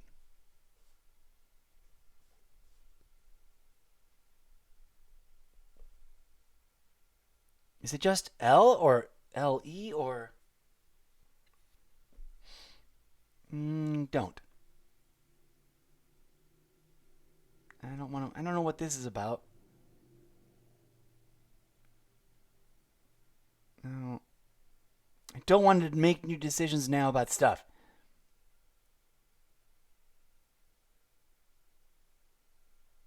Okay, here we go. There's a Wikipedia. I think I obviously spelled it wrong. Places. No, good. Theater de Guignon. Grand Guignol. As you can see, there's some actual oldie time. The Grand Guignol refers to a style of dramatic entertainment that emphasizes horror, violence, and sadism. It can also describe a play that is horrific or macabre in nature. The term originated from the Theater du Grand Guignol, a Parisian theater that specialized in horror shows from 1897 to 1962. The theater was known for its realistic and gory special effects and employed doctors at every performance in case audience members got queasy or felt weird. Oh, I'm not showing this to you. Why did I not go over here? Where is the... Grand Guignol Theater in Paris, an overview from, I believe, Wikipedia. And or maybe some other generic... Oh, it's the Google knowledge. Here's the subject, which is like a Google Wikipedia. Any hoodles, they did weird, horrific, awesome spectacle shows. And one of the basic things was truly like grotesquely realistic looking dismemberment, unalivings of people. And I, for a brief period in my actual real life as a theater student and practitioner, got involved with, in different occasions, small amateur theater groups that, however, I don't remember how they were funded, but they were small amateur theater groups that did not pay anybody anything, but had just enough money to have a budget for special effects, and they participated in that tradition without necessarily like being a member of any kind of traditional society of that. There were, for a period, extended societies of preserving the tradition, even though they weren't directly affiliated. You know, theater groups that specialized in. There's also been theater groups that just borrow the name and don't do horror epic theater, which I've learned, which I think is a bit funny. So I literally once got into a clash with a real life, how do you place it? A real life member of my extended, not directly related family, where we were having a conversation face to face about theater, and they were telling me about a theater they love going to because they do these lovely, simple, family friendly, very approachable musicals and comedies and stuff. And they were called, for reasons that I do not understand, it was in Spanish, El Teatro Guignol. And I was like, wait, did they ever do graphic horror sadist stuff? And they were like adamant, no. Why would they? And I'm like, because that's the name that they're using. They're like, no, they're not. I'm like, yes, they are. And they got into debate. I'm like, listen, I study theater.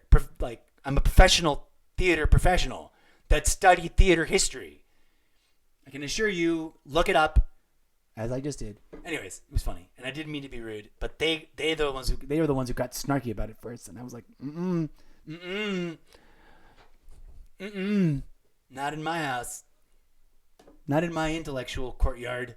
And I was right. They were like, oh, I didn't know. I'm like, there you go, learn something new. I'm sorry, I wasn't trying to be rude, but I knew I wasn't wrong, and I wasn't going to be told that I was. That's the thing. The reason I got adamant enough about actually like forcing the learning on them is because they told me that I must be mistaken. And I'm like, excuse me. No. If I know that I know a thing because I know it, because I studied it and it was confirmed to me by expertise and multiple sources, and reality out in the world, you know, I know for a fact if you go to France, you will find some theater that still honors that tradition, even though that theater no longer operates. There's someone else doing it, especially around Halloween. And there are theater people who study theater who remember that that's a thing that's in their theater history. I digress. I don't know. I stopped doing it because I realized even though when you're in it and you're a part of it, it's not scary. That I don't personally, as an actual person, even though I don't think that I'm a chicken shit, I'm not scared by things in real life. I do know that I'm not entertained by gore. I have too much of an empathic, mutual pain response when it looks real, and that doesn't happen to me when it's not. Like I'm a enthusiast of special effects, which is the other thing that's weird to come full circle. This doesn't apply to video games because video games are a whole other thing. It's CGI. My brain knows that it's CGI. So it becomes immersive in a completely different way. I know it's not real in a completely different way, and I know it's the startle factor that I don't need the music and the jump scare to work on me because that makes your anxiety levels and your stress levels and your associated biochemical pheromonal things peak in ways that are bad for your body if repetitively abused for the fun of it. And I don't find roller coasters beyond a certain threshold fun anymore, and I won't get cajoled or bullied or intimidated into riding them. I'll just sit down. Y'all can ride it if you want. I'm not here to be forced to ride a thing I want to ride. And I know there are parks that I've been to that I'm like, nope, I'll watch everyone's stuff so you can ride without having to worry about your stuff falling out. Let's go. Or holding it in line while you sit in line for this thing for 2.5 hours. And there are rides that I will ride that are, not necessarily dull and boring. It's not like I'm a dull and boring guy. There's just a threshold, and I know where my threshold is. There are experiences I do not need. This game has been described as if it were just north or south or east, whichever direction you want, just over that line. It might be too much. But maybe, just maybe by the saving grace of the fact that it is actually from a movie franchise that I like, because it doesn't make me freak out. It doesn't give me anxiety. I love Aliens. I love the whole series. And I've already said this before. I said this when I played the first couple of minutes. I didn't appreciate Predator in the same way when it first hit my eyeballs. The very, very, very, very, very, very actual first time I ever watched any of those movies. I did watch them, though, and I didn't hate them. And now that I have accepted that those two universes are actually one, and have reviewed them with all of that in mind, and I've come to appreciate the extension of the franchise. And this is one of the rare franchises where I, as an audience member, I have not been in any way, shape, or form put off, offended, or annoyed by any of the innovations or expansions or changes that they've made during the course of time. Having gone from Alien, the first movie, to everything that is part of the universe now that I'm aware of from the films. Again, I know that there are comic books and regular books. I haven't read them. I love that they're there. I would love to write a fan fiction version of something in the middle of this universe too, which is what I'm setting out to do with the Zeppoverse. The Zeppoverse is my love letter to all the franchises and intellectual properties that I love and wish I had permission to write a real thing set in somewhere that makes sense, and don't. Therefore, will try to get noticed by writing fan fiction protected little adventures set in them, and as crossover places too, because I love sort of the idea of merging universes a lot. Hopefully that works out in the long run. Stay tuned and pay more attention for more, as this is the year I'm supposed to go full throttle, all engines, rocket launch, with the idea of starting on Wednesdays and expanding to every other day. Essentially, I want to write a little bit so that eventually there is a book series that you see come together in front of your face, real time, live on stream. I've just been truly overwhelmed and simultaneously, I don't want to use the big capital D word. I'm not depressed. I do not feel like I'm experiencing clinical depression. I just want to make that clear. And anybody out there watching that comes to my stream, I'm an ally and an advocate of getting reasonable, real help. There are free resources. There are resources that are not free, that you may be able to afford, that are affordable. And if you're blessed, then there are full-on pay the most you want, and if you can afford it, to know and be certain that you get the best of the help. Just make sure they're not gross. You know what I mean? Because that's a human problem, not an industry problem. People are people. And what I'm saying is go get help if you're experiencing any kind of actual depression. I don't think that I am, but I do sometimes feel sadness about stuff, and I'm sad about where the world is. It's sad enough to feel guilty about trying to do something weird and totally irrelevant and lighthearted and ultimately creative, and about trying to write my own nonsensical fantasy fiction mini internet content that is keyed into and part of promoting / helping me write a full-blown book series that will then become a movie series that will eventually become a video game series, which is all living in my head as if they were done, which sucks because I cannot for the life of me. Even if I was not confronting actual, literal, physical, painful writer's block, and I was just being able to sit at a keyboard and vomit words 8 hours a day, I would never finish. It's too much. There's like... Go look at my Wattpad. Every book cover represents 3 titles that have structure and idea and content all jammed up in there. And that's a very small... The number of books that are currently existing in my Wattpad profile represent a less than half percentage.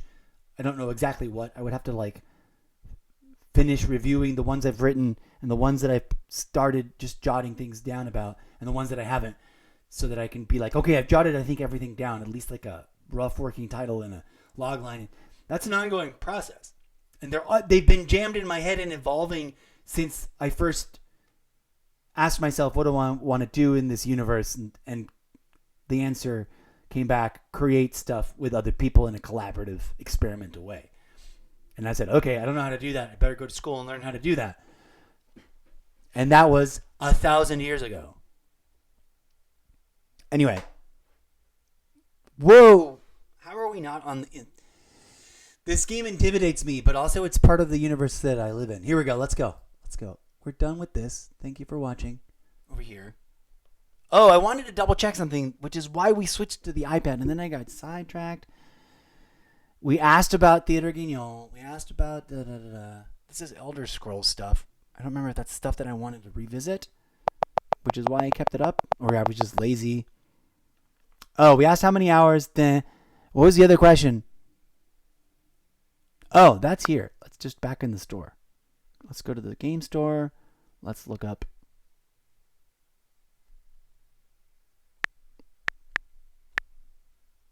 It's really interesting to me. Not invasion, isolation. Is there an alien invasion shoot 'em up game? Oh, also, I have Once Human installed because I got advertised the pre-install for it. And I don't know if I'm going to like playing that, but it looks super interesting and weird. And up my alley more so than a horror, shock 'em, jock 'em, makes you sit on the edge of your seat and piss your pants kind of game. Full game unlock.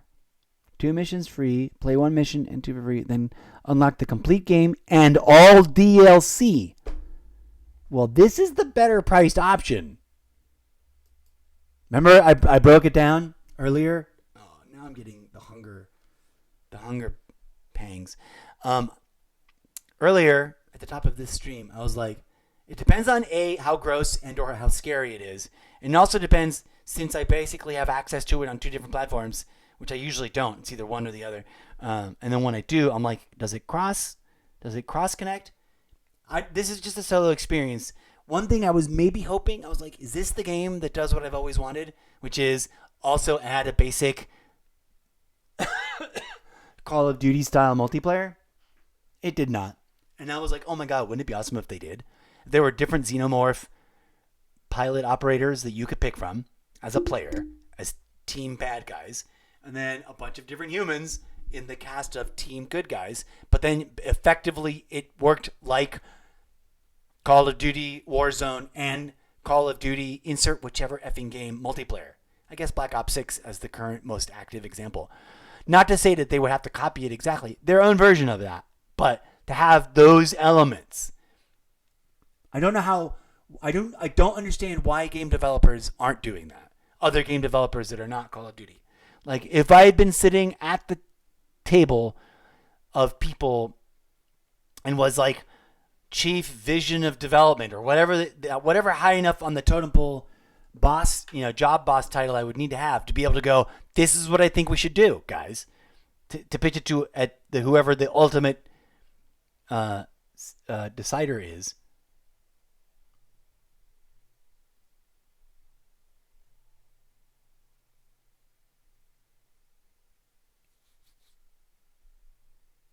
Buy the game with all 7 DLCs included.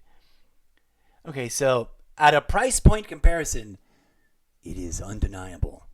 The iPad version of the game would be the cheaper version. $14 to get the whole game plus all the DLCs. Over here on the Xbox, if I got it before the sale runs out, it's $9 for the base game. And I don't know how many missions that is. Oh, missions 3 through... Oh, it tells us right there. Look at that. I didn't realize. Get my ugly face out of the way. Oh, that's the other thing. I want to add the text for when we live stream things here. I'm going to get sidetracked. But as you can see, I've revealed... this is not necessarily true for you on TikTok. This is true for you on Twitch. I've revealed that it says...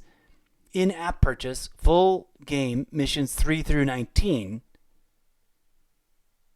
and all the DLC for one low price of $15. On the Xbox, it would have been, if I buy it before the sale ends, $10 for the base game, missions 3 through 19, and then another, it was either $20 or $30 with a little Game Pass discount of like 10% or something. But effectively, let's put it at $22 or something. Let's just round it down to $25 for the Game Pass, which is the complete collection of all the DLC. So almost twice as much to get it on the Xbox. That is unfortunate. That is a thing to think about. Okay, now to complete the completely unrelated thing that I realized I want to do on this screen.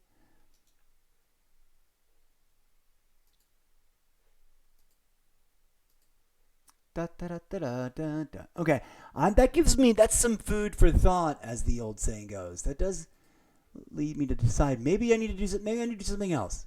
Especially after all the garbage talk I just sputtered about how this style of game kind of creeps, like, it just kind of rides my anxiety edge too hard. There was another, what the F game was it? There was some other interesting horror style game that I tried to play. And then I was like, nope. Too gross. Puts me in a bad mood. It's not the kind of fun. What is the name for this?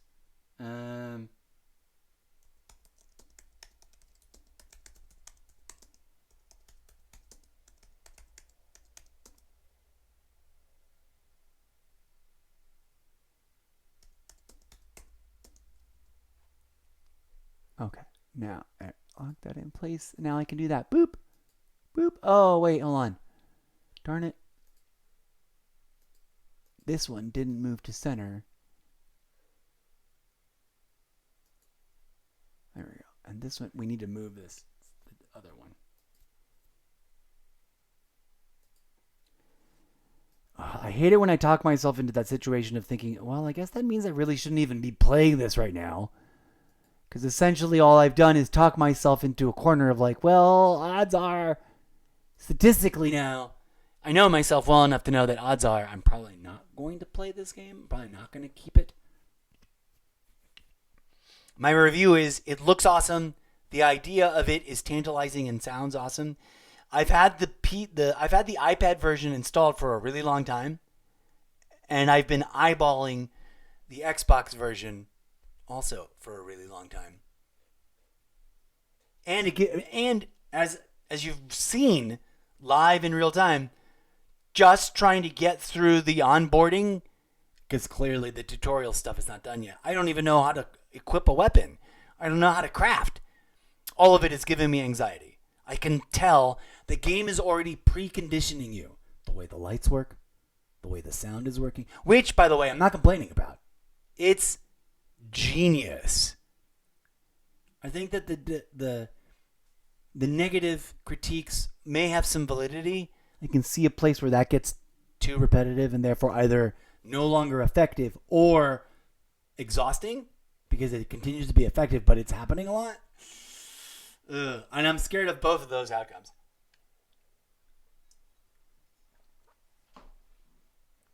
Also, which is kind of, some people maybe go, who cares? But it's part of the quirks and personality of my live stream show. Anyone who's been around long enough and paid a little bit of attention knows I got a handful of games that are really awesome that would probably appeal and attract audience that I've already initiated and done the first impression of that I'm kind of let simmer in the back shelf. I changed the analogy. I'm letting simmer on the back burner a bit long almost to the point that you can accuse me of neglecting them, like Cyberpunk 2077. That one just intimidates me because I have not gotten good at its mechanics. It reminds me and makes me think of Call of Duty, but it's not Call of Duty, so fucks my brain up. But I should eventually adapt to that one. Okay, I don't know why I'm rambling now, other than to apologize because I'm doing the same. I've gone and done the same thing that I did to myself the very first time I tried to stream this game, which is kick it off in the I haven't eaten yet, and I'm down to do a little bit of intermittent fasting by not eating yet instead of eating before we play this. And then distracting myself for one way or the other into talking more than playing, in part because this is anxiety inducing. In a fun, but I don't know if I really am willing to make it part of the show kind of way. Although I do realize that leaving the webcam on this game would be almost mandatory, no matter how much it would also annoy me, because I'm not a fan of the way I look on screen. But that's a self-ick. We all are self-conscious, and we're all our worst own critics kind of thing. But the fun of playing this game would be watching me be cringy and just be like, what's going to happen? Where's the monster? Where's the fucking monster? Like, walking on board this ship, one of the reasons that I didn't like taking off the spacesuit just now was because, like, oh my god, what if a monster just fucking jumps on me right now and I die instantly because the bit is you're not supposed to take off your spacesuit.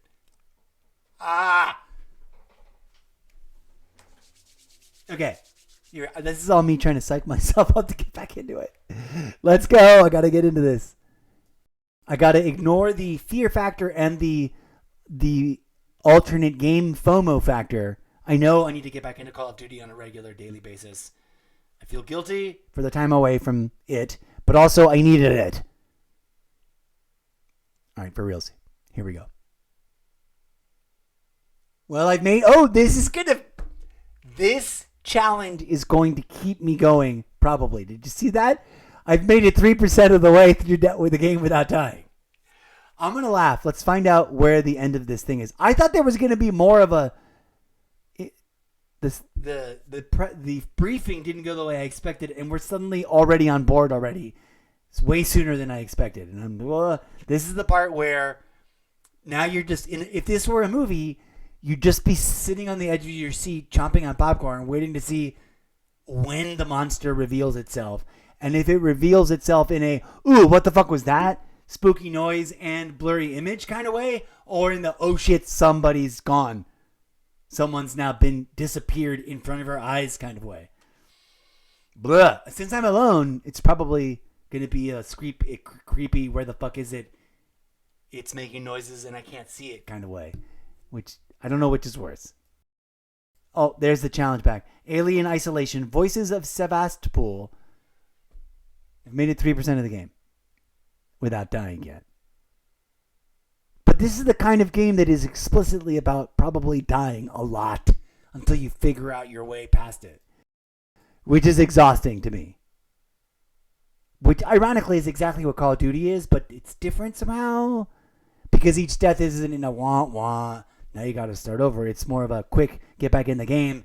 You're still playing. You just got knocked out of bounds, which I guess feels different.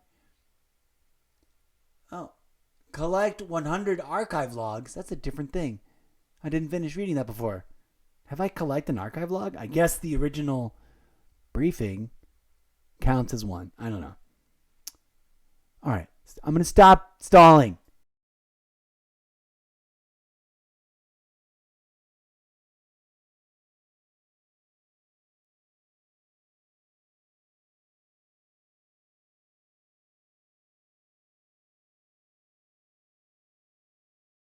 I totally lied. I suddenly remembered I brought the last of the chocolate chip cookies from our snack pack.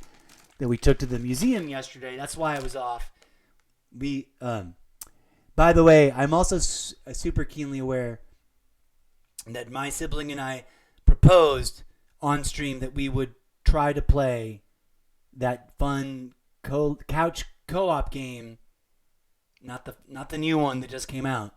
I proposed getting that, and she was like, I don't know. We never finished playing the other one. Whatever it's called. It Takes Two. The one about the parents that get turned into little Muppet dolls and then got to figure out all the weird giant-sized stuff. So yeah, there's that.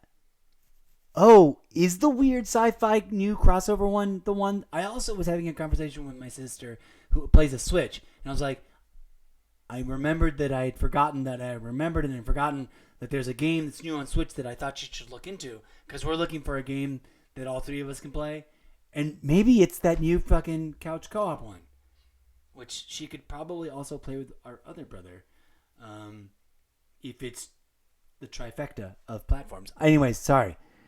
I'm a liar, because now I want to eat a cookie real quick and smoke a bowl real quick and take a sip of coffee real quick before resuming the game. So I apologize. I'm not going to do that on camera. I'm going to mute myself. But that's why you're staring at the resume pause screen for as long as you're gonna, because I need to do that before actually getting back into this horror show of alien xenomorph jump scares.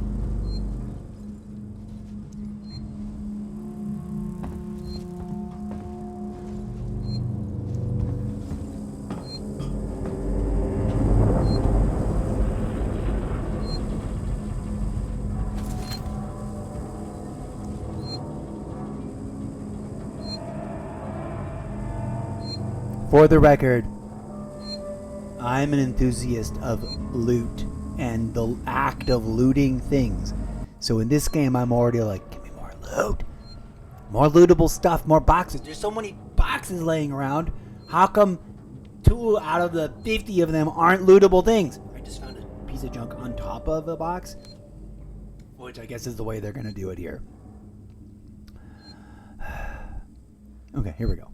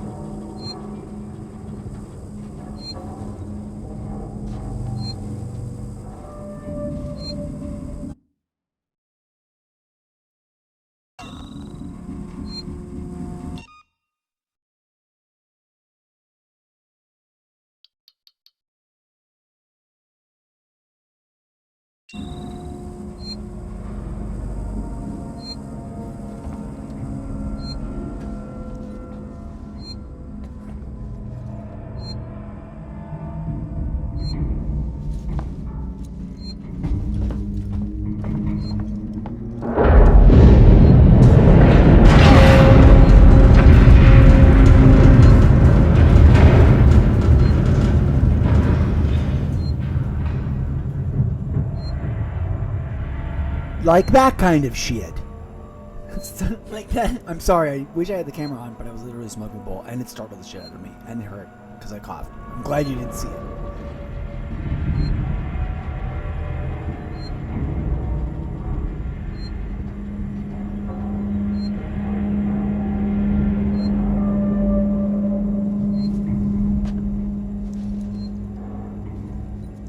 Oh.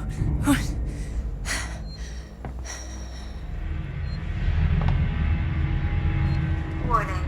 Sevastopol stability compromised.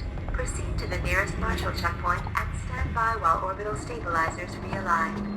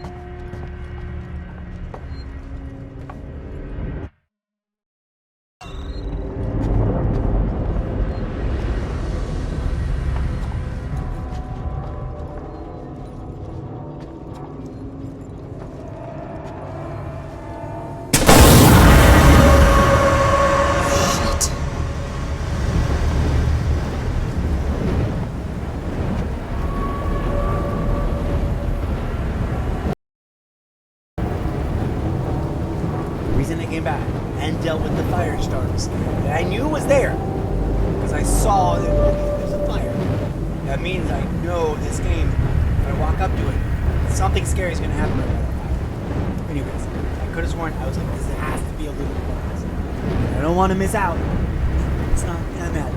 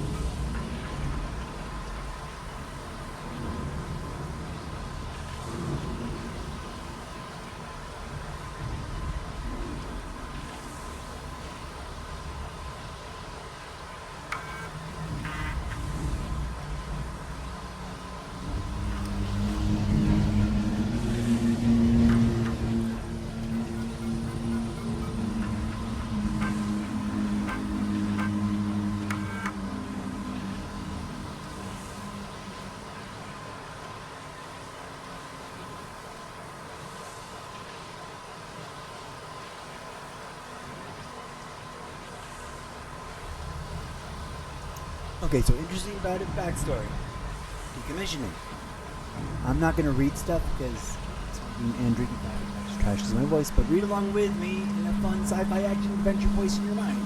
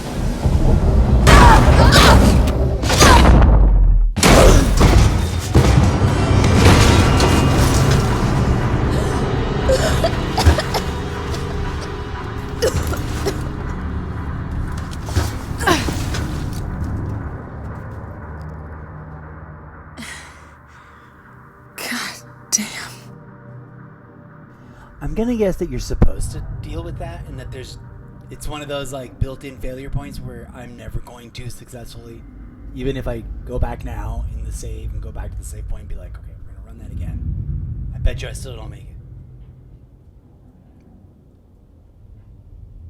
it. Or can you? I don't know. Interesting question. Worth a replayability test later on. Before you get too far down the road, be like, oh, go back and do it. I guess we could do it now, but it's the quickest way. I bet you just fall in again. No matter how good you try to do it. I tried to check earlier. I didn't call it out, but I don't have. I really should get, if nothing else, one of those button apps that show you as a thing on screen what buttons I'm pushing. I wonder if that's something Streamlabs already offers. And if it does it for free. It might. Let's go ask Streamlabs. Let's go ask the internet in general. Anyways, there's no, that I'm aware of it right now because I have tested it. There's no action button. There's no like punch or strike or shoot button. And there's no, this is the critical one, the pertinent one. There's no like run fast or whatever you call it. Jog or sprint. There's no sprint button. So I don't think I could have tried to like hustle across faster. I'm not gonna go repeat it. Let's just keep going. Here we go.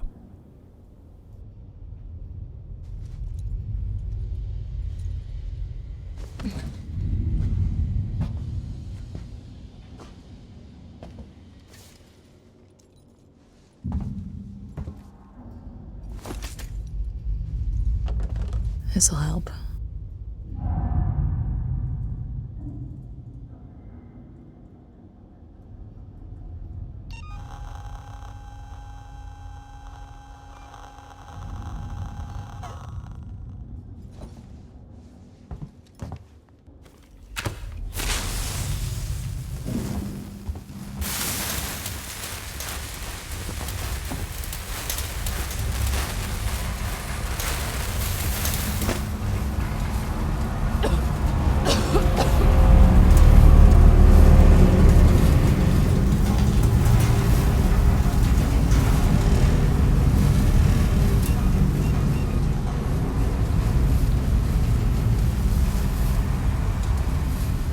Screwed that up. I was supposed to aim it and throw it somewhere, and instead I set it down, and now, weirdly, there's no pickup.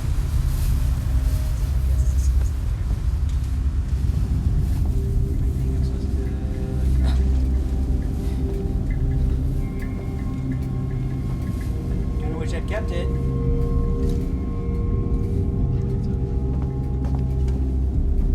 All these things, it could have been containers.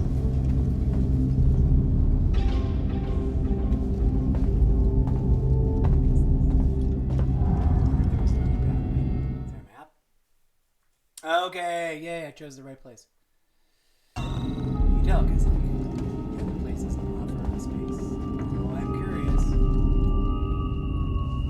containers? Said there's one bit of scrap left.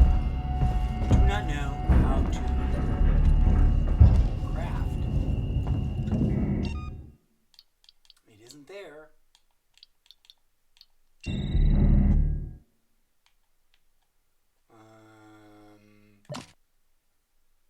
Oh. Whoa. Okay. What is this? Oh, I guess I'm supposed to find all these people? Ah. Look at that. We learned a new thing about the game. That's wacky. Okay. I didn't stop to look at those containers up there. What am I supposed to... I'm supposed to go upstairs. I'm not supposed to work my way all the way back. Although, I am really curious. Oh shit, there is a jog! What the fuck? How come I didn't jog before? I did not jog. I failed to do it right.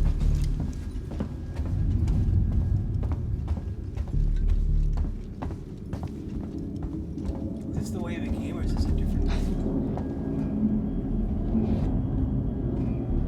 This is a different thing.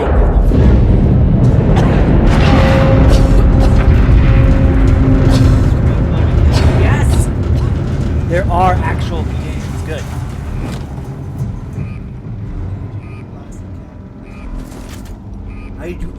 Here's the fun thing.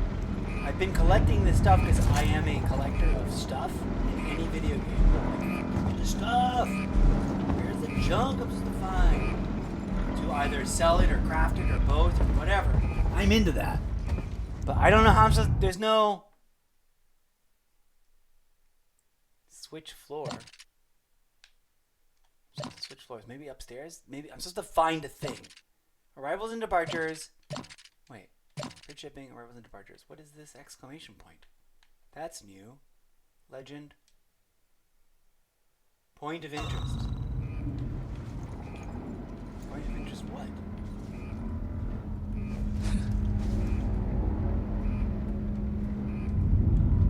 Where's that?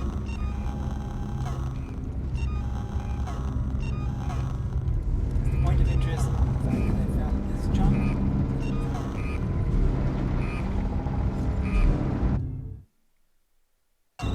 Maybe the point of interest is just the fact that there's a wall here that you can crawl through.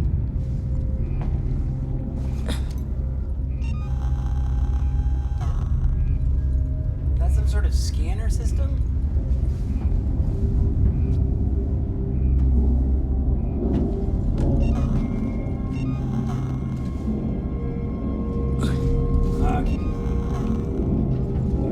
Oh, what is this? Lower luggage ramp.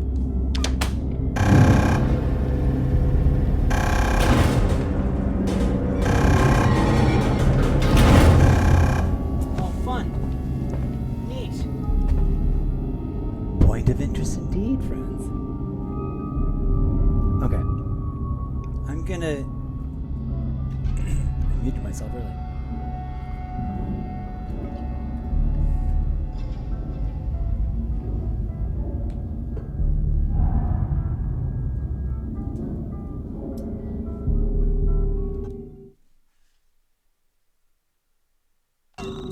Okay, clearly, I guess I'm supposed to find the place in this station where I can do the crafting.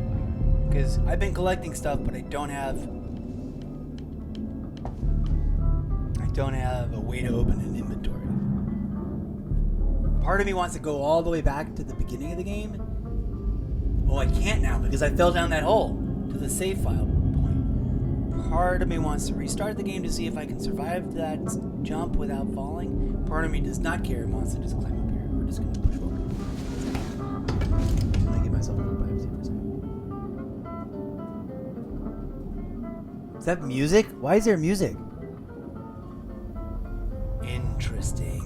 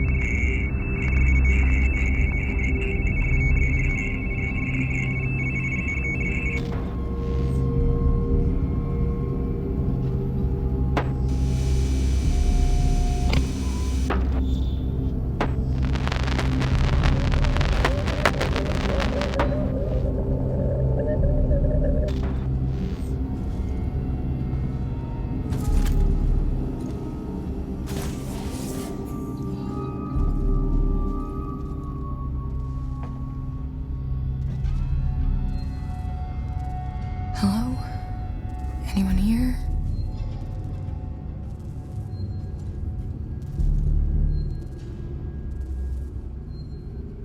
That was spooky.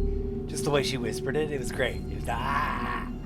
I am going to get to the nearest save point and bounce on this game. I can only take this game in small doses. And maybe that way I'll get through it. If we're going to get it. I still have to decide that. I'm going to give myself to the end of the Xbox sale. $15 isn't bad for all the DLC on the iPad. We still need to do the actual playtest comparison on the iPad to see what it plays like. But I want to get through to some place where I can actually do a save, and hopefully that includes figuring out how to do crafting, because I want to at least get that far into the tutorial before saving and bouncing out. I'll try to achieve at least finding the save point and getting a save in, and then I'll determine how much further I want to push. Then on the way out of this episode, we'll fire up. No, we won't. We've already confirmed what it is. We'll Oh, I do want to test the actual gameplay. I gotta think about that. Anyways, back to it.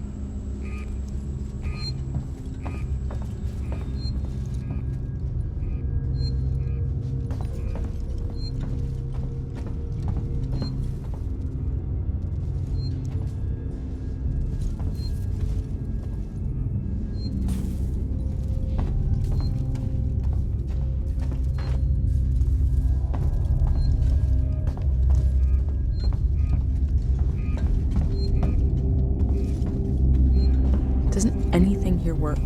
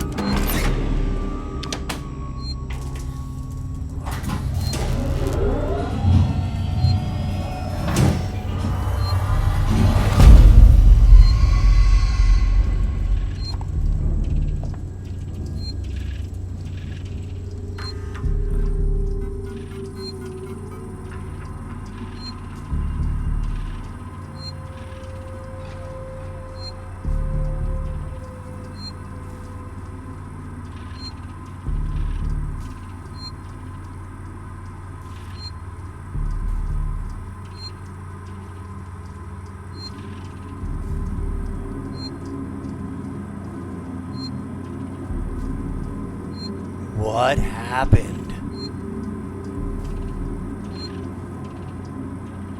The code is 0340. Don't worry, no one goes down to the terminal anymore. Not after what happened.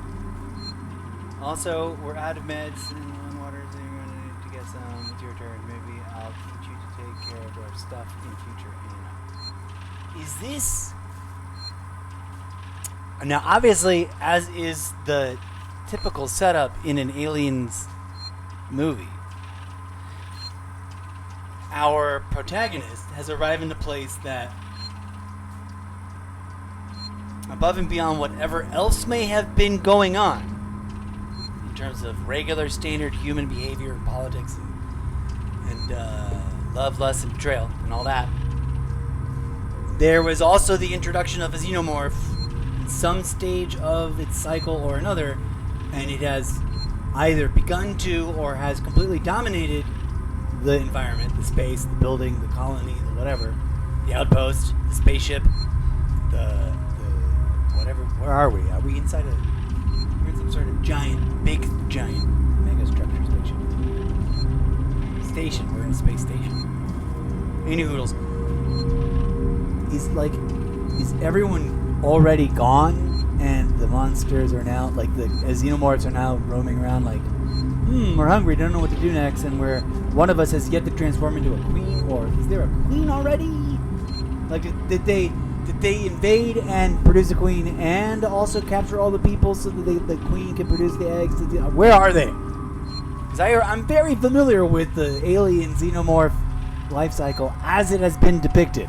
If there's secrets or details or caveats or aspects to it that I'm unaware of because it's canon but from not the films, then I'm unaware of that. Stuff that's been in the games or stuff that's been in the books or in the comic books. But I guess I'm going to find out what I don't know. Because this game is also driving me nuts. And I'm totally super duper hungry.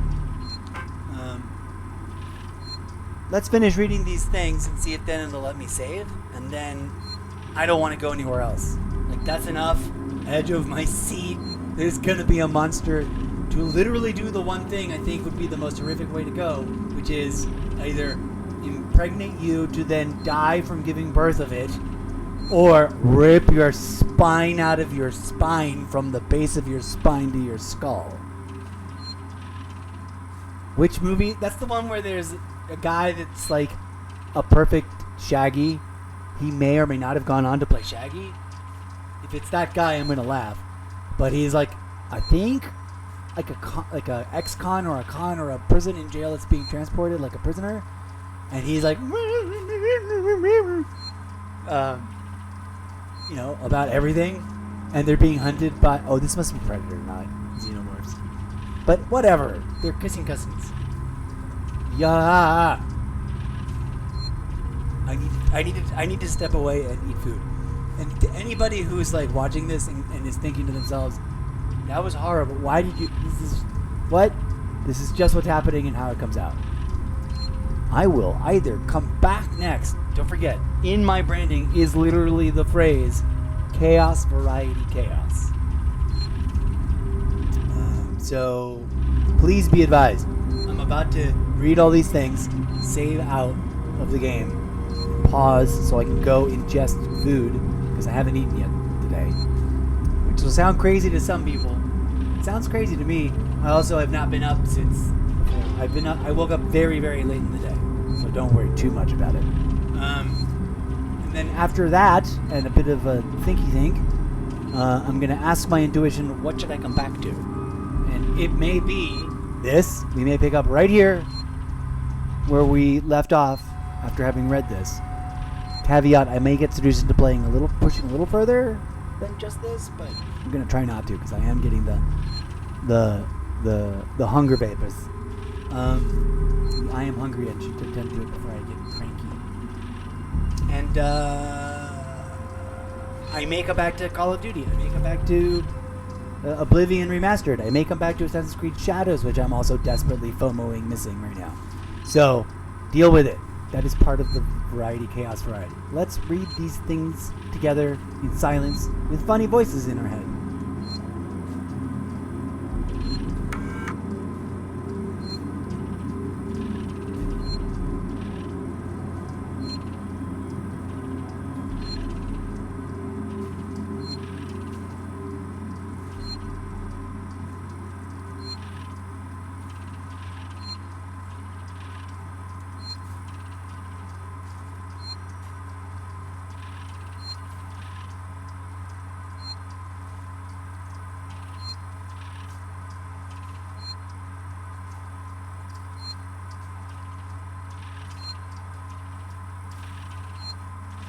Okay, that is so cool. Cut to up close. Okay, I love robots. And mind you, caveat, I'm a fan of the Alien franchise.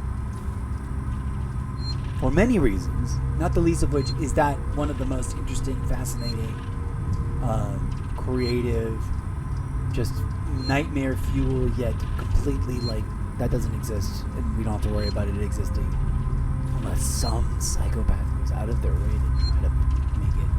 Which we're getting to the point where they might be able to, if not in actual biological form, some sort of robotic duplicate, because we're almost there. Not quite there, knock on wood. Thank God. I don't think we are. But also, like I was saying earlier, this franchise explores robotics and AI in interesting, fascinating ways. And this is fun. Like I just saying, I don't know what I don't know. Like I know that there are robots. There's at least one humanoid passes for a person robot in every Alien movie, and that's because the company always puts one on every ship. At least one. There's at least one, in one movie where one is a surprise reveal. Spoiler alert if you've never seen the Aliens franchise. But also, if you've never seen the Alien franchise, this is my real, raw, radically unscripted, totally irrelevant media review moment in this stream. Stop what you're doing and go watch them. I don't usually say this about movies because we've moved away from buying them so hard and so many of them are available to stream. If I was you, and I literally, if this is a serious, real, raw, radically unscripted, 100% enthusiastic, genuine, from the heart, I'm a very weird but particular, but I think approachable movie enthusiast fanatic, and there's just a catalog of movies that I'm like, a lot of them are blockbusters indeed, but I think that they're often sort of overlooked blockbusters, and some of them are totally not.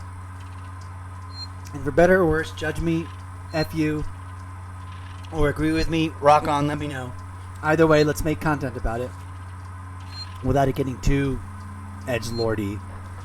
If you've never seen the first Alien, never mind if you have seen any of the others. If you've never seen the first Alien, stop what you're doing and find it either on a streaming platform. I think it's available if you subscribe to some of them. There's one of them out there that I don't have a subscription to. That I think it's on, and also if you're still into physical media, which Ray John, Fight Against the Machine, keep buying it, especially if you've got the luxury disposable income budget for it. It's a burden of us working sub poor that don't have that. It's not, you can't look at us to go buy it. But no, that's just me making satirical commentary about where our world is right now. If you can afford it, go buy at least the first 3. I don't forget how many there are right now. I say all of them are worth watching, but then again, I'm the crazy person that are like, I literally just went out of my way to collect all the Assassin's Creed collection, because one of the pillars of this channel, whether you realize it or not yet, is, as far as my mental design for it, is for me to literally figure out a way to multi-game play through all of them in rotation together simultaneously on a week-to-week, month-to-month, year-to-year way, all at once. Every single one Assassin's Creed game. Also, true Call of Duty. It's a tie between the two of them as to which one I really want to do. And I know that for a really long time, and for long spells of time, I over-fixate on Call of Duty. And if anyone finds that tedious, I apologize. I'm going to try to break that up. The last couple of years were about me overcoming my inability to play Call of Duty, because I was literally a gamer that had never owned an Xbox, and a gamer that had never played Call of Duty, and a gamer that had never played Xbox on a Call of Duty. Not to overstate or overemphasize those facts, but they are 3 different facts. So, I am now a third-year noob of Call of Duty and Xbox et al. And the thing that makes my show unique is that, to me, all of this is new. the Xbox original, 360, whatever, all of it, they're all new, even the old ones. So even like Morrowind with its god-awful, weird, horrible oldiness, I hope secretly they're going to shadow drop a Morrowind remake that they've been working alongside the Oblivion remake, and it's going to be a boom, boom, boom bombardment of, we're going to make, I hope they're working their way backwards to then loop all the way through, do Skyrim as a remake. No offense, I just saw an article that I want to actually really read, and I think I failed to bookmark it. But there's some article out there about the in Skyrim remake of Oblivion called Skyblivion, which is a mod you can get and play through, which is basically just it's Oblivion remastered and re-engineered by fans, but to the hello Stream Elements, namaste for the new Lord Stay 000000. Hey, look at you dropping a boilerplate script I've seen up 1,000 times.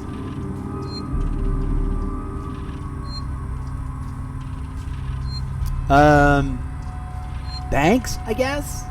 But also, I've literally seen that exact bit of copy-paste script 1,000 times. Now I forgot what I was talking about. Oh! I was reading this really cool article about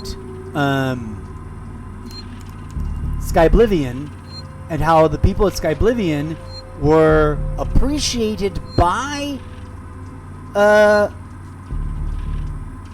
insert name of the correct publishing company here. Is it Bethesda or is it Ubisoft? It's Bethesda, right? Bethesda in this case. They were appreciated by the correct publisher name here. They were all given, the people who created Skyblivion, which is the Oblivion fan remake of Oblivion, the Oblivion fan remake using the Elder Scrolls 5 Skyrim engine, which was the first time they did that insanity, which is awesome. I don't think it's an Unreal Engine 5 level product, though.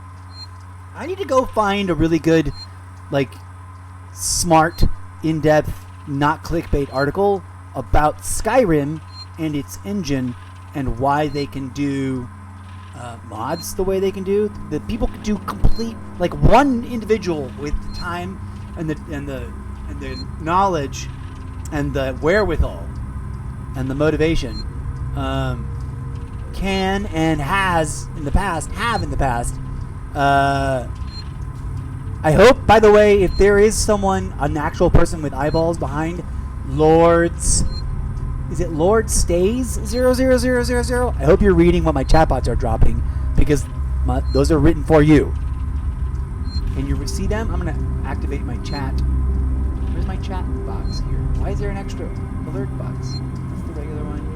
That's the weird added one. It doesn't need to be here. Go away. Oh, I never made this into a folder. So any hoodles, Oblivion Remastered is awesome because A, I missed out on playing all of Elder Scrolls, another gaming franchise that in real time I heard about and could not play, didn't play, wanted to play, wish I could play, and am now overcompensating by trying to play through, but not, and totally failing at playing together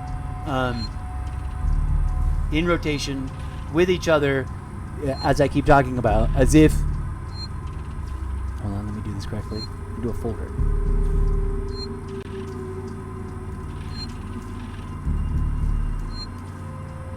I can do this with it, boop. And I can also do this with it, boop. So it's awesome to me, and one of the reasons that I'm having this weird, like, I want to play Aliens because it's also awesome that it's on free to play right now, which is why we're doing it. No one's paying me to promote these games.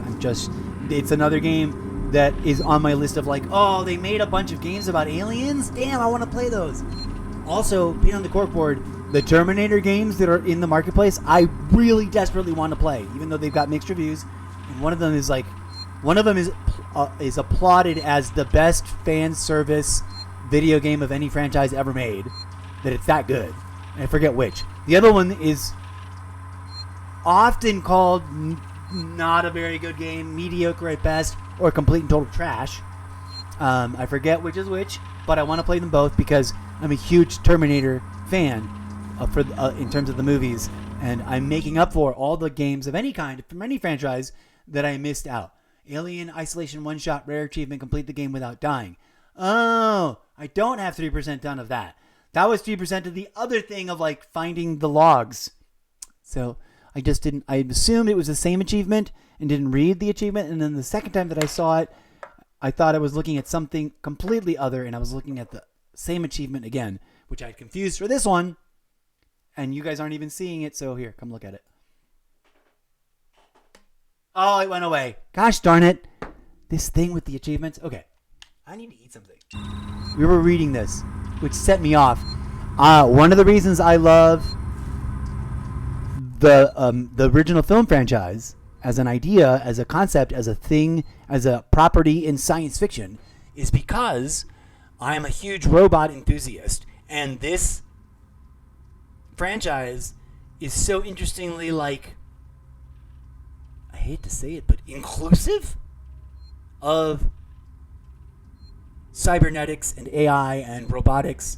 It doesn't make it the bad guy. It doesn't make, although there's questionable behavior in multiple instances, it's not the bad guy. The bad guy, the thing you are fighting against, the thing, the what is it called? Vocabulary file card not found.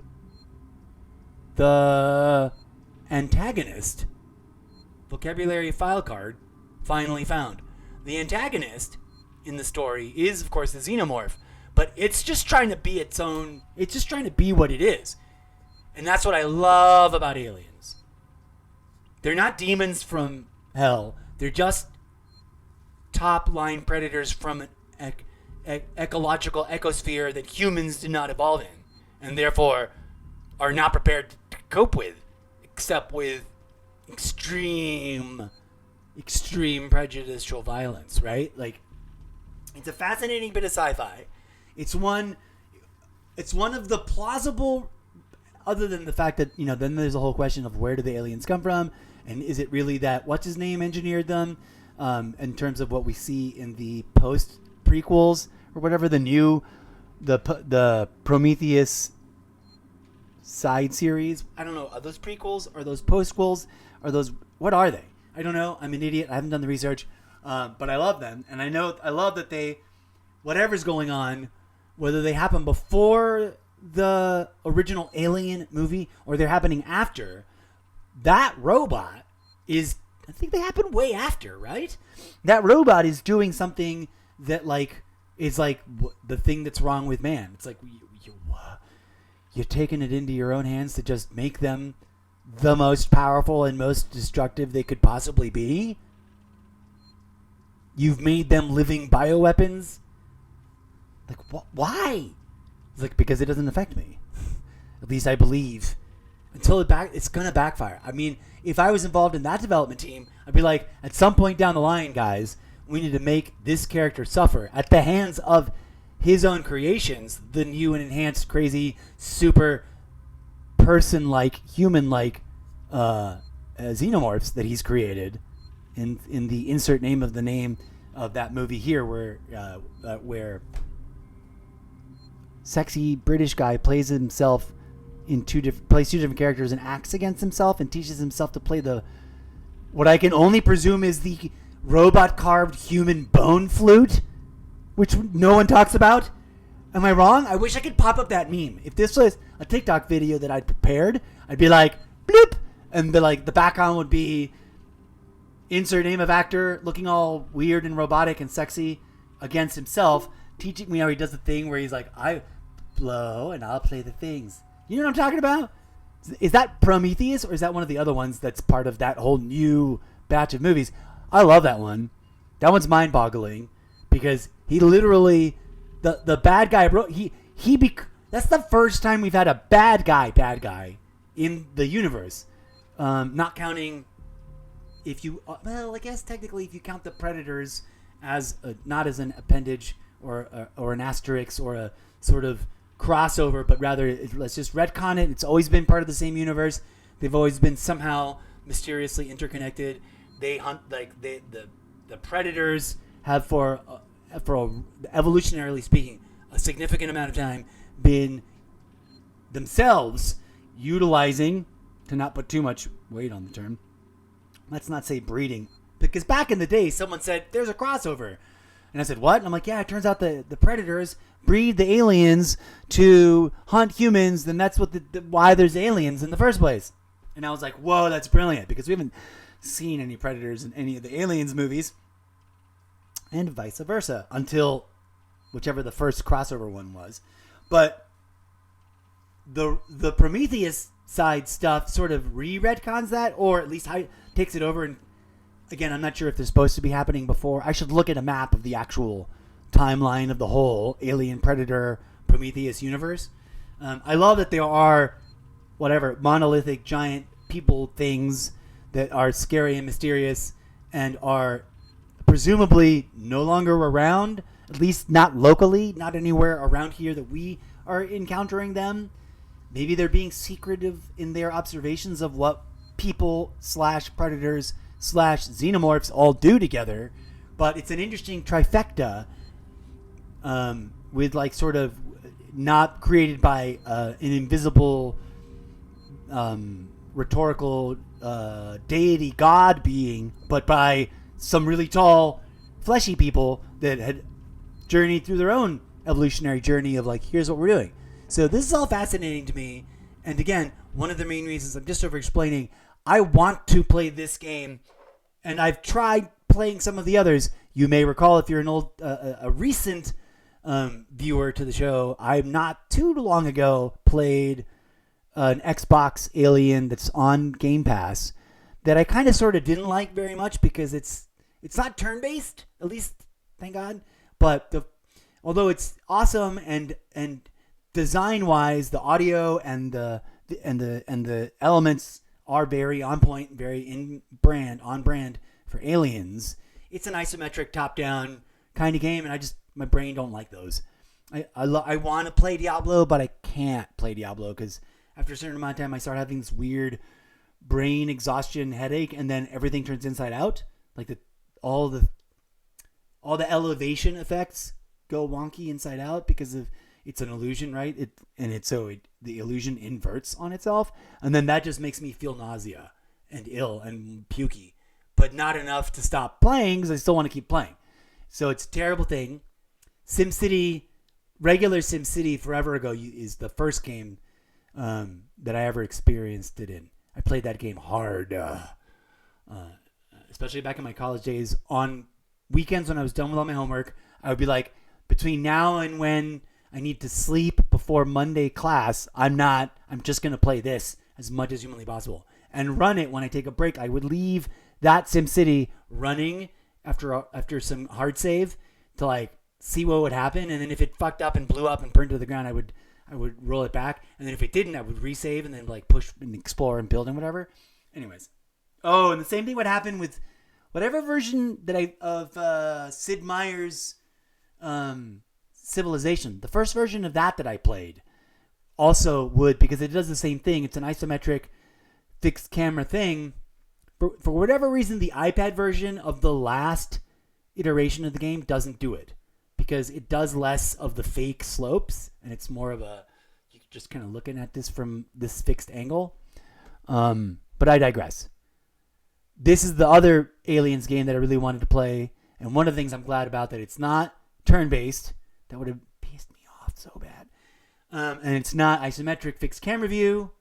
I would have, if it was real-time combat, I would have tried to tolerate it. If it was like, if this was Aliens a la Baldur's Gate, but not turn-based in real-time, I would have probably tolerated it.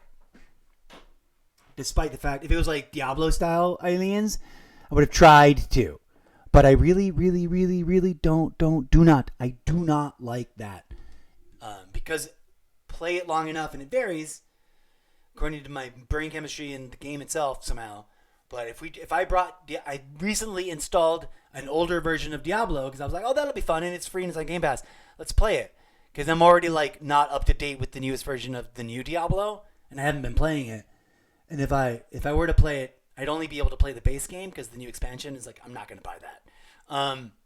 So people will be like, oh, you're not playing the new expansion. No one cares. No one watches my show. Shit. Thank you to everybody who does. Shout out to the people who are watching it not ever in real time, because I see those numbers after a week or so that a thing's been posted. The numbers go up a little bit. So someone's trolling through on their one day that they come by to watch my stuff, and they watch some of it. So thanks. Keep on coming by. Try to catch me live sometime on either TikTok or Twitch. So I'm really mixed feeling about this game. I just want to talk about it and decompress. I also really need to take a break because I'm getting like the anxiety hunger thing happening. And this game is all about anxiety. I'll be way less anxious if I'm fed. Oh, we're going to read these. I need to stop interrupting myself. Okay, here we go. We're going to read these and maybe push a little bit further in the map, just a tiny bit. And then I need to bounce. Oh, you know what? We did just find a new save point. So I want to explore and see. I wouldn't mind it if we had one scary encounter, but I don't know if we're gonna. Let's see what happens. Here we go. Oh no, I was just gonna keep it. We're gonna keep it over here. We're just gonna mute self.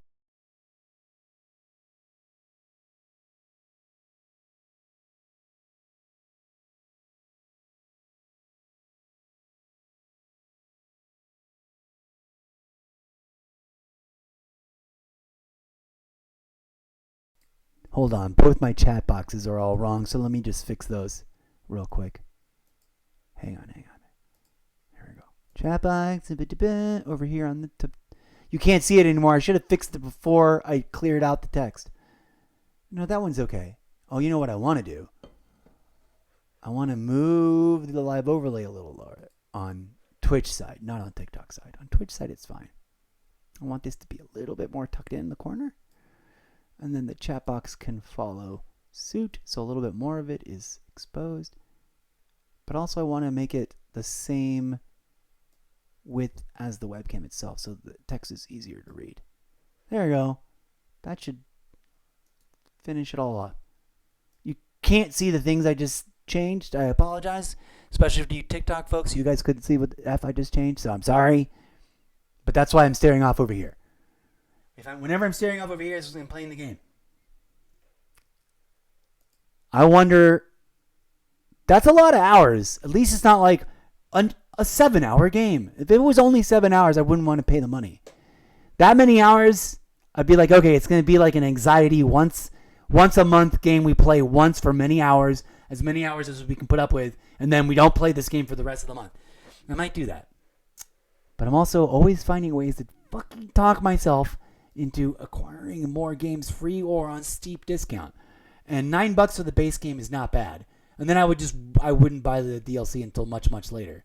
$15 on the iPad that includes all the DLC is a sweet, sweet fucking deal. But I would hate to play this with headsets on, exclusively on these headsets, the ones that are the monitors for the desktop Streamlabs, which is the only way I can listen to the games that I'm playing on my iPad when I'm streaming them with a webcam and blah, blah, blah, and all the bells and whistles of using Streamlabs. Sometimes I am going to stream just to Twitch exclusive so that I can play the games that I love on my iPad headset free. And it'll be bells and whistles free or whatever, but it'll make for great source Magic Movie Loop material for the AI assistant over on that platform that I use, whose name I don't want to invoke now because I don't want it to make a clip. Dang it, I don't want to make a Magic Movie Loop yet. It might have just done that, so. But you get what I'm saying. So we're going to be doing that more because I have been totally not attending to the plethora of iPad games, which is one of the other reasons I want to sort of get off this game, even though we have not even encountered an alien yet. We still got a couple of days on the free-to-play. I'm still deciding whether or not I'm going to get it, and that way we can milk it for more instances of it. And I want to spread it out. And then, yeah, I also need to force myself to touch base on these other games instead of getting lost all day for like 4 different streaming sessions in only one game exclusively. Because then I feel like I missed out on all the other games, and we don't present the chaos variety motif as blatantly as we want people to realize it is happening here. I'm not your typical live stream programming on this show. To that end, let's get back to this. I'm going to stop rambling. Eclipse. Clip that. So come on through. Visit the links at solo.to and find the platform you want to follow along with best, etc. Thanks a lot. Here we go. The finale of our session for this game begins now.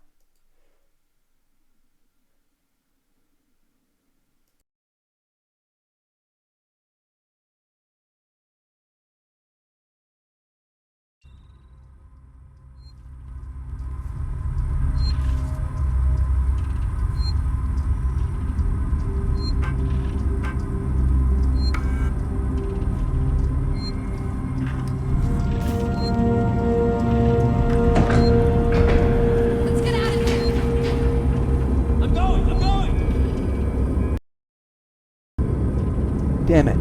I just heard people talking, and I wasn't expecting to hear people talking, so that freaked me out, because I messed up and I didn't listen to the audio. Let's listen to this audio. Hopefully I didn't ruin whatever thing just got triggered. Let's listen to this audio. Welcome to Sevastopol Station. Your home away from home. Conveniently situated at Zeppo. Harris, Turner, get back here now. We have a track somewhere in engineering. Lock the terminal down, kill the power, and don't forget your reports. Make them thorough. We're gonna need our paperwork to be bulletproof when this shit's over. Waits up.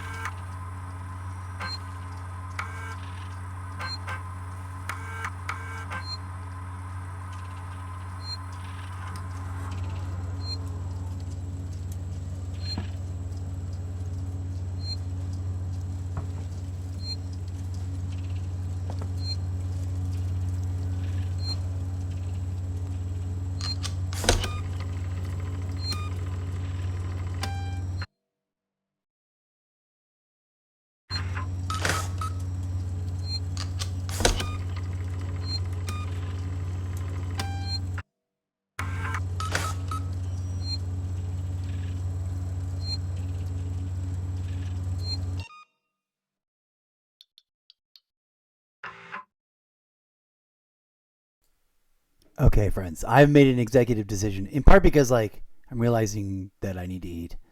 I'm going to go ahead and bid a fond farewell for now. We are going to go ahead and quit on out. This game sounds... It's different than what I wanted, but it sounds really interesting, edgy, and exciting, and weird. I still haven't figured out how to craft. I still haven't figured out how to shoot a weapon.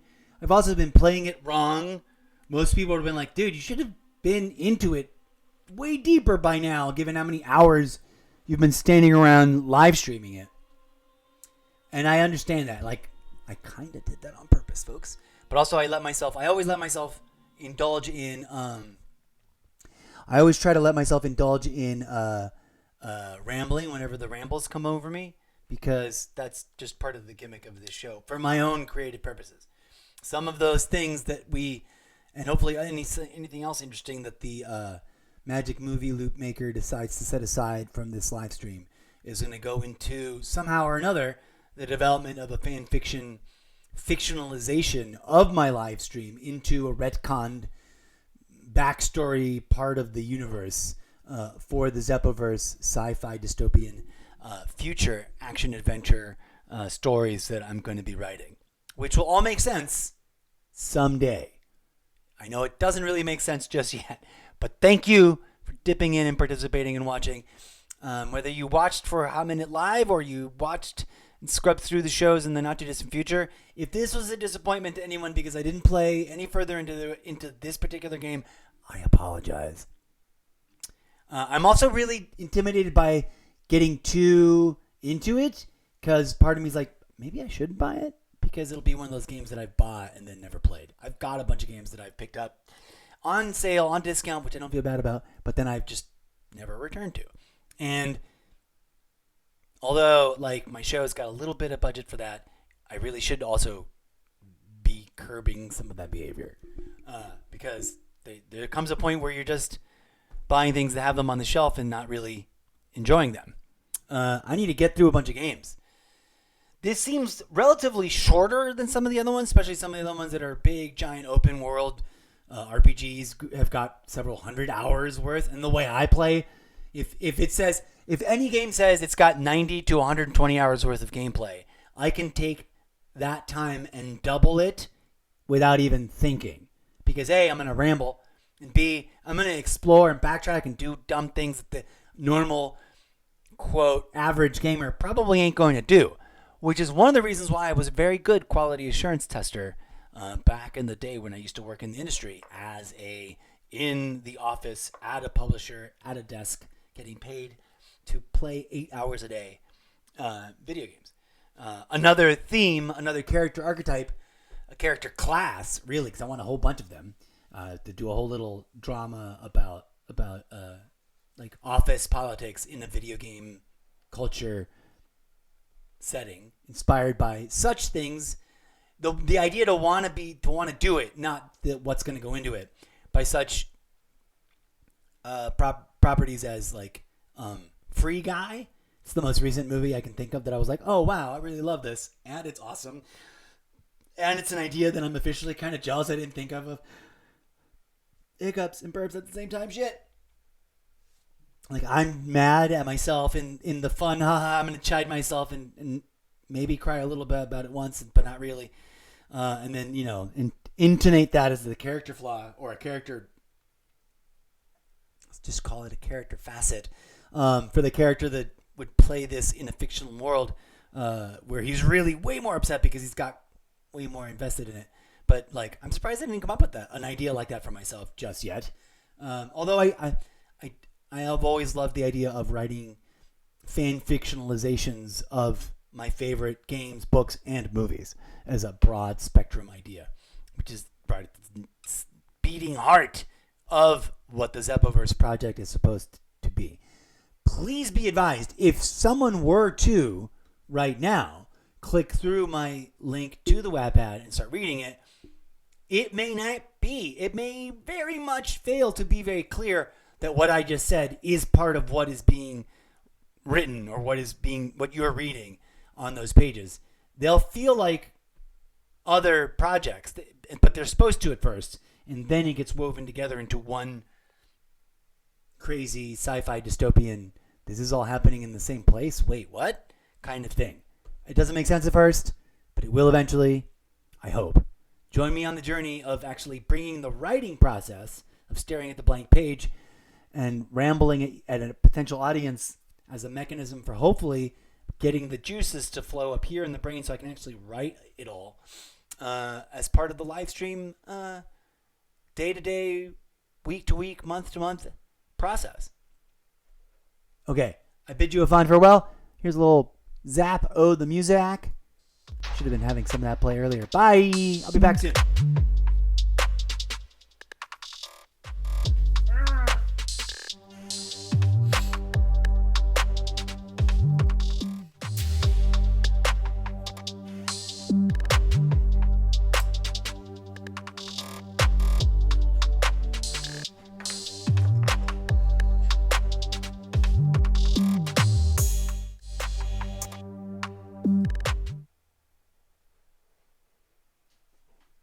Oh, the mic is open the entire time.